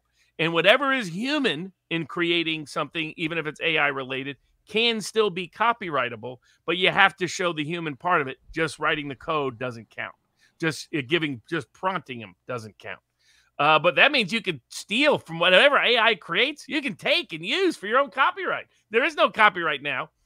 There's no copyright, period. So you get AI to create something for you. Hey, claim it. Use it how you want. Well, it's beautiful because I was sort of like, the idea of using AI-generated images for books. It might put people out of work, but it's going to be cheap and, I say cheap, free. And to the extent that you can't get sued for copyright, you can claim copyright, and you can't get sued for, defamation. Like, whatever. I wouldn't want to be an AI generator, but yeah, that'll be good. All right, Robert, what's the next one? Offensive murals. So years ago, Vermont Law School hired someone to do some murals, and he did murals about Vermont's role in the Underground Railroad. And there's a certain federal law that protects artists from having their art destroyed or damaged or anything else. That once you've paid someone to put the art up, you can't damage that art or do something that could change, that could make it look like you painted something you didn't. Right? Protect your authorship, your originality, and not say, look at what that person printed if it's not what he actually made. So Vermont, the law school, all of a sudden the wokesters started complaining. Imagine complaining about supporting the Underground Railroad because they thought the images of the white people involved in slaving wasn't white enough. And the image of the slaves was too African. So they needed it blocked. So first they were going to take it down, and then they realized, okay, no, that violates federal law. So they just blocked it. And the federal court said, and the artist sued, and they're like, well, technically, whoever purchased the art can take the art down. They can block it from public view. They just can't destroy it. And they can't, change it in such a way that it's deceptive as to what you did. But they can completely block it if they want. And so that's what happened. But imagine Vermont Law School, Underground Railroad isn't woke enough. Well, but it's wrong on both ends. Like, so the black part of the slavery was not black enough, or it was too black. It was stereotypically too black. Okay, it's idiotic. Yeah, completely. By the way, they should look at famous black art if they're going to start complaining about that. Doing things in an exaggerated style is a long African art tradition. That's Robert, respect of African art tradition, not disrespect. I studied this in CEGEP, and it was dolomite. I think it was called dolomite, and it was the great. Oh my goodness, I have to go find it now. It was a Wesley great- Snipes played in a movie that's called something Dolomite. Oh my goodness, I'm gonna have to remember this now because it was the greatest song that I'd heard at the time. I was like, oh my, this blows my mind. And we were studying it, and yeah, it was an exaggeration of the history to make it more impactful. Yeah, exactly. That's the goal. The up next, we got Idaho tried to stop trans from being in girls' sports, and the Ninth Circuit said it struck down the whole law. This is what happens. You know, people forget we didn't have licensing at the beginning of all this. Just like we didn't have licensing for the Second Amendment, we didn't have licensing for lawyers. We've allowed the professional managerial class to take over every level of government and take over every level of influence on the government. They dominate the executive branch and all the bureaucracies. They, by definition, control the judicial branch, and they dominate now most of the legislative branches at every level of government. And then they dominate the press that reports, exposes, talks about, or discusses them, or propagandizes message. They dominate the PR and marketing departments and hiring and human resource departments of major corporations. By definition, they dominate the universities, the academies, and the schools. And what we're seeing is they have a different prejudice about cultural issues than the ordinary American. And so they wrote, I was like, how in the world is it somehow trans are now protected under the 14th Amendment? I still think that's ridiculous. But their second, but you want to know how they got there? They said biological gender is really complex, really, really complex. It can't be limited to men. So literally, the question that got famously asked to the Supreme Court justice candidate, What is a woman? We're yeah, gonna need a biologist. Says, oh, we don't know. We don't know. Because even though the Ninth Circuit has prior precedent that should have been binding on this panel that said prohibiting boys from competing in girls' sports was constitutional. They said that 30 years ago. Now this panel reverses that decision illicitly because a panel can't reverse a prior panel because they're claiming that somehow gender is now too complicated and they can't know what the difference between a man and a woman is. Robert, it's idiocracy level stuff. Did you hear about the chess ban on transgender chess? I did not. What do they call it? Competitors. It's an amazing thing. Like they're banning trans competitors in female chess. It's very interesting. Why would hold on? Seems to be low on my camera here. Why would a male brain be any better at chess than a female brain? And especially if the goal was to compensate for decades or centuries of preference of men in chess, whereas that would explain why women don't compete as well in chess. Well, they wanted to allow transgender chess participants to participate, and they said no. And now they're going to see what happens with that. It was an interesting article. Well, according to courts, nobody can ban it. So I mean that hopefully the Supreme Court clarifies that because that's probably what's going to be required. The another religious abuse of ecclesiastical power case. I tuned out of this one as I started reading it, Robert. But it's like the it's like the Texas case where the churches gets allowed to commit fraud in fundraising because they said, oh, that's a non-intervention in church internal affairs is supposed to be about doctrine. That's it. It's not supposed to be about letting a church lie to people publicly, letting a church fire someone wrongfully, letting a church defraud people publicly. That's not what. That doesn't require I can't even pronounce the word. Ecclesiastical. Ecclesiastical. I should remember because it's Ecclesiastes. From the Bible. But now, so what happened is a dispute between different parts of the Baptist conventions.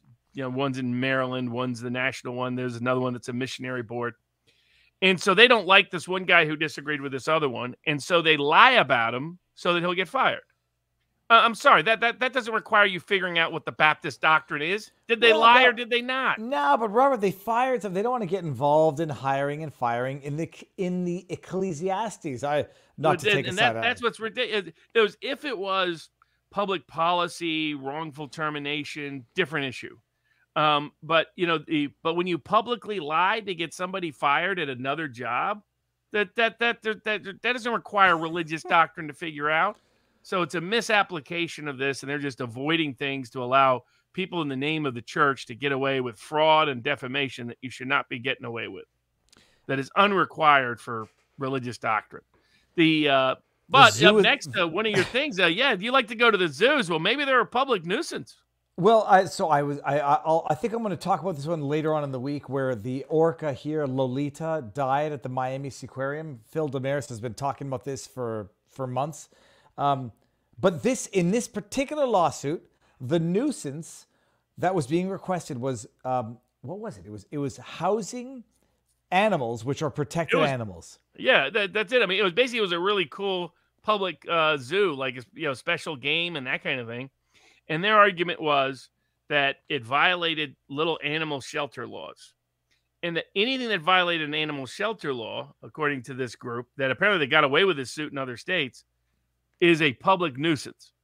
And this is about, we've been talking about this misuse of public nuisance laws in the tobacco context and the climate change context. That real public nuisance is what happened in COVID lockdowns. But luckily the Washington state courts recognized that no, in order for it to be a public nuisance, it has to be what all public nuisances have to be, which is interfering with the use and enjoyment of property or causing severe injury to the public health and safety. And there was no allegation that that was even occurring here. They just didn't like how this zoo was operating. And it was one of these, it reminded me of PETA from South Park. They're like, oh, you really love the animals. That's what that's about. It's that kind of organization. But luckily, the zoo is going to get to continue to operate. I'm not even a huge zoo guy, but this was like a creative, game type people that was different and separate from that. But luckily, the public nuisance laws were limited from too much abuse, even in a liberal state like Washington. All right. What else do we have before we go exclusive to locals, Robert? We got 2 cases before we hop over to locals. Disney sued over fraud, COVID lockdown concerning schools. And then over at locals, we'll talk about the New York Times getting caught committing fraud, election law case updates, and what might be coming down the pipeline for COVID lockdowns in the fall. All right. Oh, okay. Fine. So that's good enough. Okay. So let's see. Hold on 1 second. What's Disney? I'm not up to speed on this. So Disney basically took over Fox Studios, bought Fox Studios out. Fox Studios had an agreement with TSG. A lot of the way Hollywood finances its deals, they have third-party investors come in. And TSG was smarter. This is one of the smarter Hollywood investors. They know how Hollywood accounting works. To give you an idea how Hollywood accounting works, they once reported, the studios, that Forrest Gump lost money. Right. By definition, that couldn't be true. But they're really good at hiding profit sources, exaggerating, relocating expense items, things that don't max. They do things that when everybody else does it, it's called tax crimes, and you go to prison, tax fraud, tax evasion, etc. Hollywood does it. It's just ordinary course of business. I had to deal with this for Wesley Snipes years ago because they were always screwing him on the back end. The royalty deals are always getting stiffed. The Michael Oher case we talked about at the beginning, him pretending that there's these millions of dollars. No, the people up front always get stiffed. Only the studios walk away with any cash. Well, Disney takes over, and Disney started. So Fox apparently had been playing games with the money.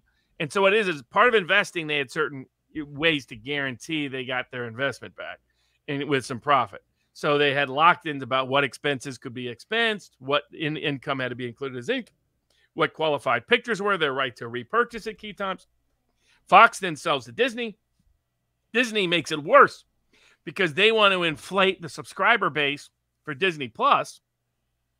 So they want to stick a bunch of content on there that wasn't supposed to go there, that was supposed to be publicly released in films to the box office, and that these people had invested in. And so they exaggerate the things that Fox was already doing at stealing from these people with bogus expenses and underreporting income streams and relocating the profit from here to there, all those games they can play, doing preferred deals with self-dealing with their own entities that inflated. What is you inflate this expense, decrease this profit share there. It's like when you can use transfer pricing intellectual property to do this all the time to limit your taxes. That's how Hewlett-Packard and Apple and everybody doesn't pay taxes. Call them the double Dutch or the double Irish. You use tax treaties to do all this stuff, transfer pricing, etc. But basically, they were doing the same thing here, but doing it for the purpose of defrauding the people who had originally invested in the films. And then Disney made it worse by trying to pad the rolls of Disney Plus. The other interesting thing about this indictment is it says Disney is so bad at managing its brand that it's diminishing the quality of the audience reaction to films that would have better responses if Disney wasn't handling it. Example, Disney, through Fox, had the right to Sound of Freedom and sold it back for pennies on the dollar of the production cost and now gets no money on it. Well, there's a bunch of other movie deals that similar things happen to, so they're being sued for breach of contract, tortious interference, and various forms of basically common law fraud. Oh, that's very interesting. All right. Who's doing the new Snow White? That is Disney, correct? I believe so, yeah. I mean, Disney, I think, has lost over $1 billion this year in films. Couldn't happen to a better company if we had to ask for it ourselves. All right, and then hold on one second. We got Disney. Oh, the COVID lockdown schools. This was special needs schools suing over rights violations for having locked down schools or ended in-person schooling during COVID, saying that they were being specifically targeted or disparately impacted because of the special needs nature of the kids. Didn't go the way it was supposed to go, Robert. You want to flesh that out? Yeah, unfortunately, they're stuck in Massachusetts in the First Circuit. So these are special needs kids who had a particular plan laid out for which the federal government was giving special funds to Massachusetts schools to implement that plan, that the schools then completely eviscerated by forcing them all to do remote learning in ways that was they just got rid of all the plans. And these are people with special communications needs. Some of them are autistic. There are people that you couldn't just treat them like any other student, even if remote learning wasn't a bad idea, and it is. Doing it for some of these special needs students was a direct violation of their federal agreement to take those funds under the IDEA laws, Individuals with Disabilities and Educational Access. But it particularly stripped them of their ability to perform the agreed plan. And what does the First Circuit say? Well, it's not happening now, so we're going to pretend it could never happen again, and so we're going to call it all moot, no standing. And next time you have to exhaust every possible conceivable administrative remedy that's out there, even if the administrative remedy has no application to the complaint that you have. And otherwise, whoop, go Massachusetts schools, way to steal all that money. It's the exhausting your remedies and then declaring it moot because it is no longer in effect. And then meanwhile, as we're going to talk about on vivabarneslaw.locals.com, they might be bringing back these measures in September, October, and then everyone who had their lawsuits dismissed for mootness because they would have retracted their measures, do it again, and we'll rinse, repeat, and go on and forward. Robert, does that end? That ends it now, I think. Yeah. What we have is for exclusive to locals, we'll try to get to all the $5 tips that are on there. We will. I will read fast. Vivabarneslaw.locals.com. And then New York Times, caught scamming, cotton fraud, and class action lawyers trying to scam their own clients, and election law cases about the 2024 election in Texas, in Georgia, some other places. And is there a risk that COVID lockdowns are coming back in the fall? All that exclusively at the after party at vivabarneslaw.locals.com. Starting in 5, 4, 3, 2, 1. Done. Robert, before we even get into any of it, we should be live here. It's the Woohoo After Party, says Cotton Miller. Holy, let me air out my butt cheeks. Sorry to be crass, and stretch my back. Robert, let me go to the rants because there's a lot, and we're gonna get these. I need to make sure to go up to the top where it says load more messages. There's a wonderful meme of you playing a ukulele. All right, S.J. Peckham. $8 says Hunter's more recent lawyer, Abbe Lowell, ranted to Joe Scarborough about Jared Kushner receiving $3 billion USD from Saudi Arabia. As he has formally represented both Jared and Ivanka, what is the best response to this line of attack? Thanks. I was going to ask you this, Robert. That is the talking point rebuttal. Jared and the Trump family took billions. My initial response is going to be they were running an actual business that was not information laundering or influence peddling. If there was anything illegal, they would have all been indicted for it, guaranteed. So we know there's nothing illegal because they were never indicted by people who are trying to indict them on made-up stuff. Who wants to bet there's going to be a sexual harassment against Vivek in the next few months? That dapper Dave. All right, we got Tampered, $5. How can we legally resist strip search, cavity search? Whoever gets cavity searched once we've been taken into custody. When you go to jail and the rest. We need to meaningfully reinforce the Fourth Amendment, and they just don't do it these days in the courts. Hold on. Maybe we need to add it to statutes at the state at every level of legislative option, city, county, state, and federal. They can force a cavity search? Yeah, if it's part of Ludig once signed off on all kinds of invasive searches at a random stop for a traffic stop. I mean, not a traffic stop, for a random check. People were going to give away guns, and they created a check to see if there was too many guns in people's possession at like the equivalent of a random traffic stop. And they said all this invasive action literally was just like, just fine. So courts have greenlit a lot of this insane stuff. But basically, if you ever get detained, that they allow ridiculous things. But I'm sorry to be crass, or I'm not trying to be funny, but I'm traumatized from my hemorrhoid experience. When they say invasive, do they stick fingers up, or do they just in your butthole? Yeah, they strip you. I mean, particularly if you get jailed, they often depends on the jail. But there's places that still strip you naked and do the whole Rambo routine. That was our movie at vivabarneslaw.locals.com this past week. They do that to John Rambo. He just gets picked up on a vagrancy charge, and they strip him naked and start hosing him down with waters, and then try to force a haircut and a barber on him. Okay, well, it turned out to be a bad idea for those individuals. But sorry, that's laughing at the Rambo the way I know that movie turned out. But okay, that's terrible. Gian for Freedom, $10. Question: hearing Maui was an attack on us, just like Pearl Harbor. Thoughts? I don't think it was an attack from anywhere. There has been some exploration of whether I could see a conspiracy being afoot. To the question is whether somebody out there to profit, but I don't think it was a foreign government attack or anything like that. And then Susie C, $10 says, just sitting here surviving a hurricane in Southern California. Any updates on Amos Miller meat? Thank you very much. I think we're trying to work that out. The court has signed the order that allows him to sell meat produced and distributed by USDA inspected third parties. So he's trying to find the most reliable distributor, the most reliable distributor, producer, and butcher of the meat that's within the USDA category. The ultimate solution is to try to get it to where it doesn't have to be USDA inspected meat and can be his own. But that's a future legal remedy. We're in the intermediary stage, but that's currently available. And by the way, anybody, as the Babylon Bee has reported, anybody who dies in Hurricane Hillary has already been declared a suicide. We got Daddy San 2, $5. Bear in 1776 meant to conceal, as in under one's coat or smock. That means concealed carry is in the concealed carry. Constitution. Yeah, that's correct. You're right. Tampered $5. Barnes, I haven't heard a whisper about lawsuits or congressional acts to revoke laws that were based on government entrapment or covert actions. Example, LBJ signed Gun Control Act after CIA military-induced Kennedy assassination. Besides Patriot Act, which other liberty-infringing laws can arguably be proven to be based on government false flag events? About 90% of our criminal laws.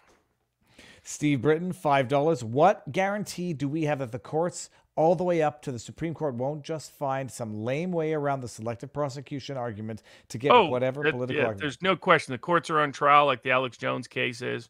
And the question is, will they damage their credibility in ways that is probably unrecoverable? Or will some court at some level step up and recognize how dangerous this is and refuse to allow the judicial branch to go down with these corrupted executive branch officials? I think that somebody at some court level will do so, but I understand the skeptics out there that are worried that none of them will do so. And that will put pressure on. I still think election day will still be verdict day, because do I think that the court systems will then, and the legislative branches will deny the presidency to the man the American people just chose? I don't think they're that insane.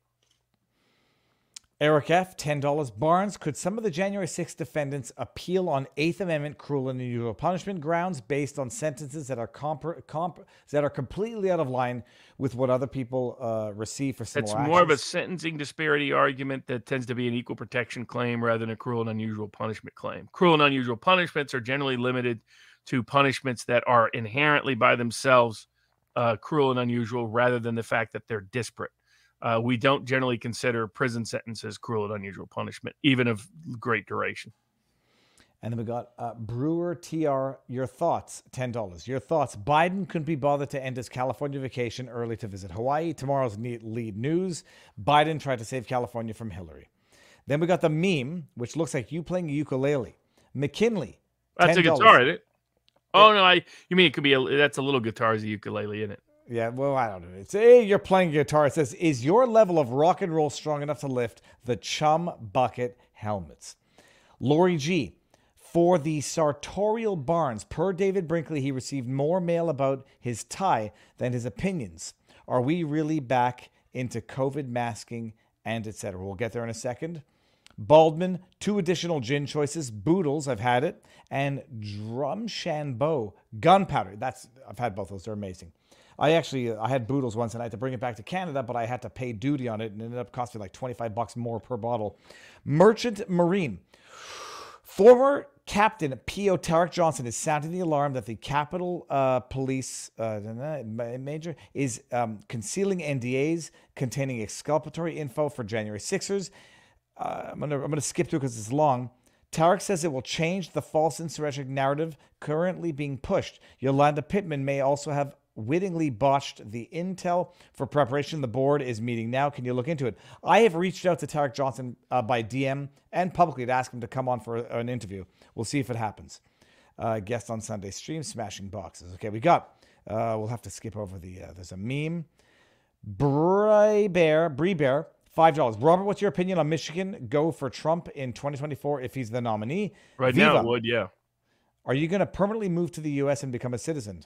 I'm trying, dude. Thoughts on the New York Sun newspaper being promoted by Alan Dershowitz? I think it's an old Conrad Black publication.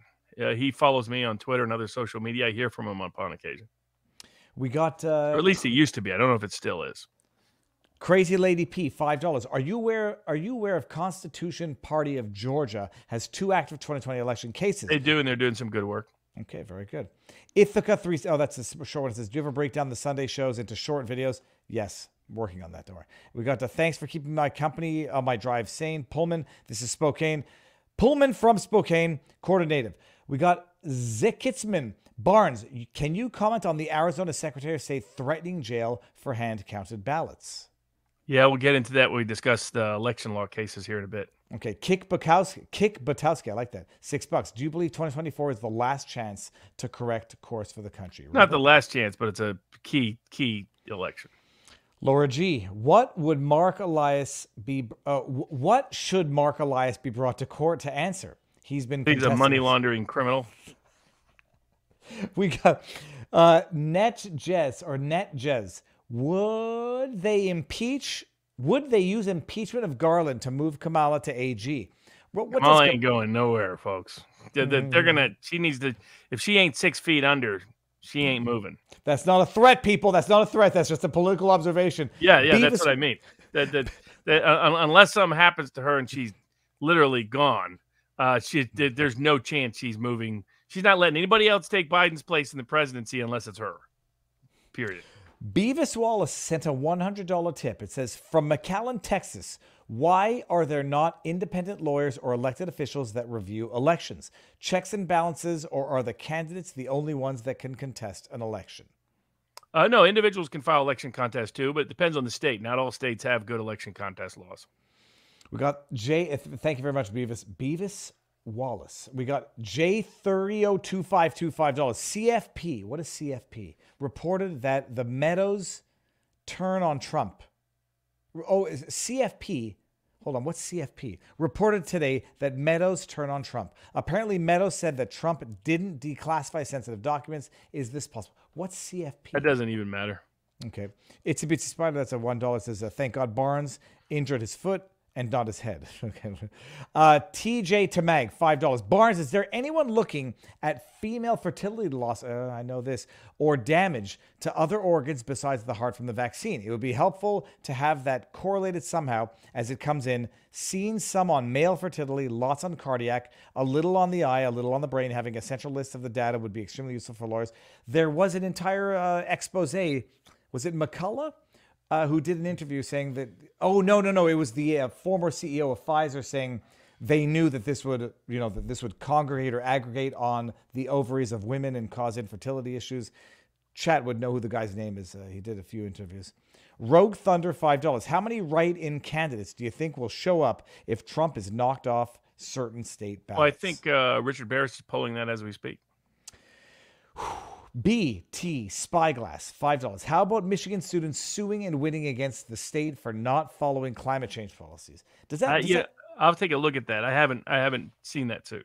I haven't seen that case. The question is, does it get overturned on appeal? Just wanted to tip, says Tim Good, $10. Major Wedgie, that's a big one. Is the corporate media Maui blackout a cover-up for Biden and the 1,000 dead school children? The silence is deafening. I've heard people floating the idea of child trafficking now that, Sound of Freedom has been out. I would sooner just go for negligent death than kidnapping and sex trafficking, but that might be my Occam's razor. Jedi Bower, 1971, $5 says, great show again, gents. Hope you are staying safe in Las Vegas, Robert, with Hurricane Hillary. She's on the way to get you, Barnes. Hillary's coming to get you. Jeanette Victoria, $5. When I was arrested for passport fraud after the general prosecutor of Ukraine found me innocent of human trafficking, the feds made up a bunch of bogus charges to arrest me. I was cavity searched and in solitary for 3 weeks. The courts have been extremely corrupt for a long time. They told me if I didn't accept a deal, that the feds would hire somebody to lie about me. Jeanette, I think I remember meeting you in Chattanooga now. And then we got, is it worth joining Twitter? Baldwin, join Twitter. It's a fun place for fights. Often wrong, and I spend a lot more time there than I should, but you need to know what the enemy is saying. Often wrong, John. I've heard a lot about the evidence of January 6th protest I've heard a lot of the evidence of the January 6th protest was destroyed. Did that include video? Robert, it included video, correct? I mean, it's not clear what's been destroyed and what's still available. What is within the House's custody has not been turned over. The January 6th select committee destroyed everything, I believe. They had, but that didn't include what was separately in the House's possession already. All right, we've got all good guy, says Robert Barnes. Thread this needle for me. How is RICO not unconstitutional by means of bill of attainder? Well, I mean, RICO's it's meant to apply when people infiltrate a business for the purposes of money laundering, extortion, and certain business. There's no application to election cases, period. All right, I think we got all of them. Oh, hold on one second. No, we don't. We got more. Holy crab apples. I'm going to go to the bottom here. If Hunter's diversion deal is affirmed, does the immunity provided mean that he could have to testify against the Biden family and his associates? You said that, and that's why they're pulling it.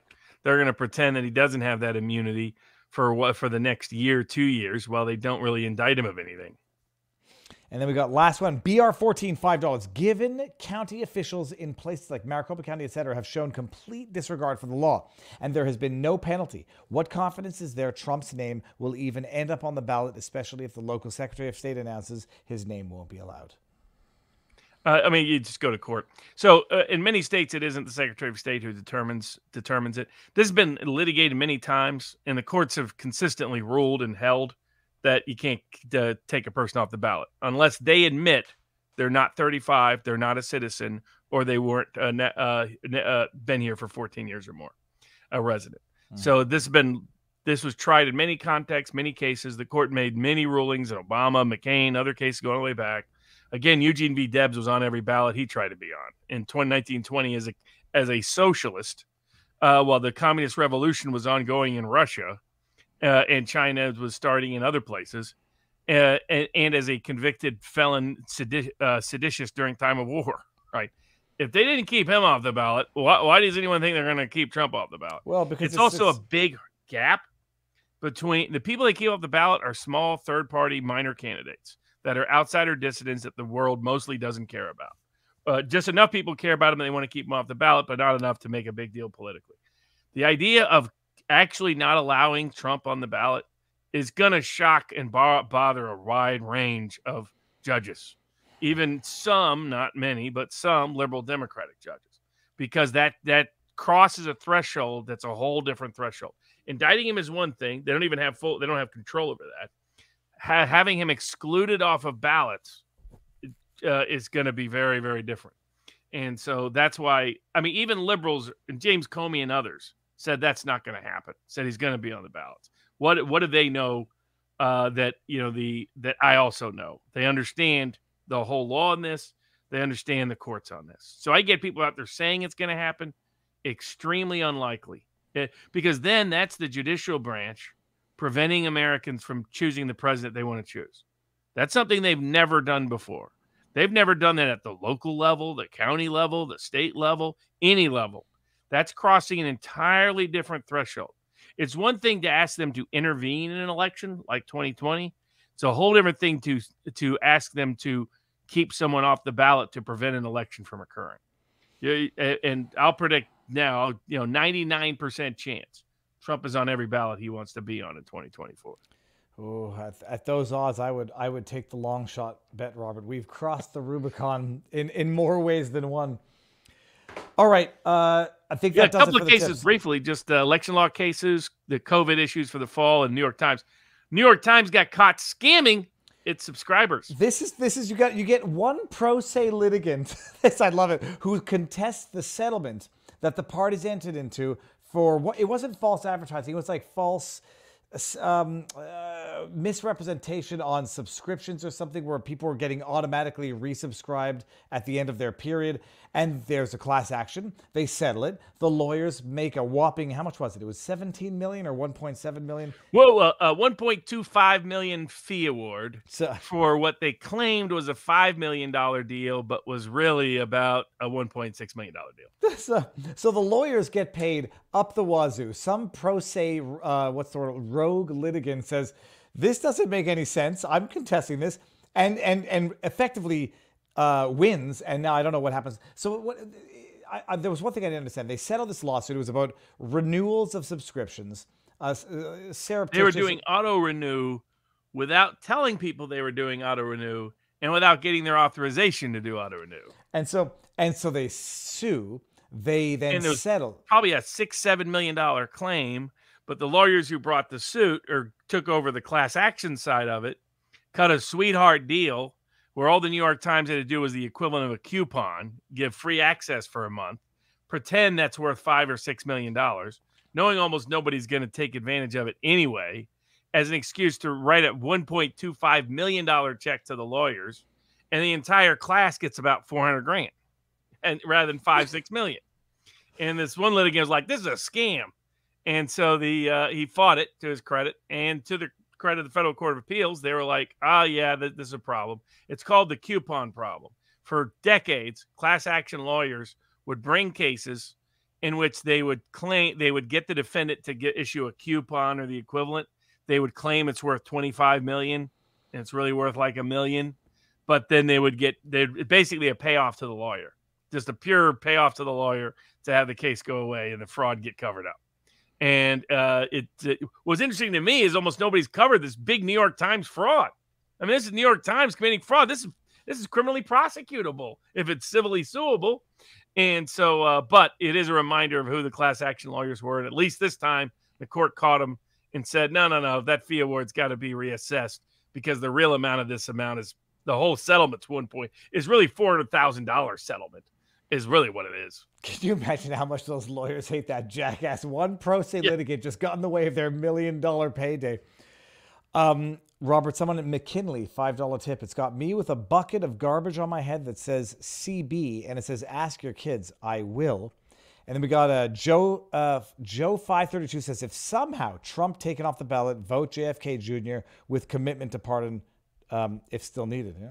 I assume you mean RFK Jr. RFK. Sorry, he said JFK. It's RFK Jr. All good guy, $5. You misunderstand. I don't care about application to Trump. I'm curious how RICO does not Constitution violate the Constitution. I mean, it doesn't necessarily, because it's a criminal law for particular criminal acts that has civil suit applicability. Bill of Attainder is a law specifically designated to go after one person or one entity. And RICO actually wasn't. So that's Dershowitz's joke.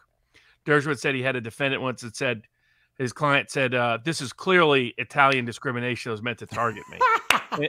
and the guy was like, what do you mean? He goes, my name's Rico. My cousin's named Rico. The law's called Rico. I thought it was just because it was going after organized crime. It's like, that's us. That's our thing. Then you can't go. Okay, Robert, speaking of organized crime, it comes from the government. And Alex Jones, on good intel from a trustworthy source that they've known for a while, who has given good information, says, leaking stuff from the not the TSA. Where was it? Yeah, it was TSA. It was TSA. The TSA was told, get ready to reimpose lockdown restrictions and mask mandates in the fall. That the Biden administration is contemplating it, based on, by the way, on a Canadian variant. Well, now this, and I don't want to say anything that might get me indicted, but hell or high water, I'm not putting on a mask again. I'm not sticking anything more in my body ever again. You'll have to pin me down and cavity search me to make it happen. It's not going to happen to my kids.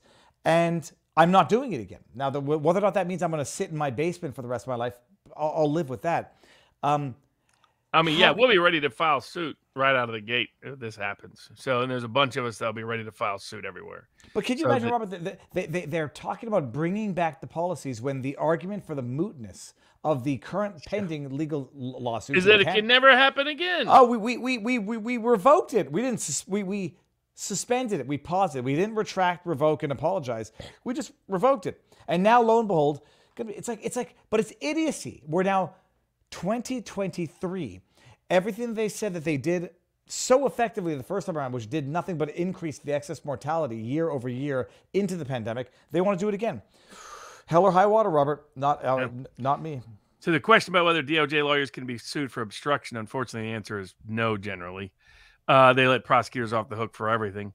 Quickly on the election law cases, Georgia federal court said that the voter ID provisions required were somehow unconstitutional, which I think are idiotic. That will go up to the 11th Circuit. But at least the federal court said the Dropbox limitations are okay. In Texas, the federal judge said that all the voter ID provisions are illegal. These are provisions that said if your registered voter registration number doesn't match on your ballot application and your mail-in ballot, your actual voter registration number or your driver's license number, then the ballot wouldn't count. And the courts were like, oh, that's just too harsh. Even though under Texas law, and in Georgia law, if for some reason you just made a mistake, you get notified in advance and can correct it and remedy it. I mean, this is totally just allowing election fraud to occur. So, but not at the scale it took place at 2020. Not all parts of the law were struck down. But I expect these cases to go up to the 11th and 5th Circuit respectively, and I'm hoping they allow the voter ID requirements on mail-in ballots in both states. Now we've got Known Alien, $10 says, can DOJ lawyers be sued for obstruction because they let the statute of limitations expire? Robert, I think the answer is no, but they can be impeached. Yeah, that was the one I was answering, yep. Okay. Sorry, guys, just joining. So sorry if you have already covered this. Can we use RICO against Fauci, NIH? According to the Georgia theory, we can just indict anybody we want these days. It's a new Democratic rule. I think you could RICO YouTube for monetizing videos that, I don't know, I'm just trying to think outside the box. Robert, hold on, let me refresh here. So for the next week, tomorrow you're on with the Duran at 1 o'clock. Correct. And I will be on. I'll try to go live at 11. Come on with Jessica Rose at noon, and then be done by 1 and push. And then you're off to Tuesday and Wednesday up to Milwaukee, Wisconsin. I'll give my early preview. I think Vivek will come out the winner of the debate. That's my guess. What do you think? Oh, so what do you think of my? Well, I think we covered this. My assessment that Trump cannot debate because anything he says during that debate could be used against him. Mike Pence could accuse him of witness intimidation. That's not far-fetched, right?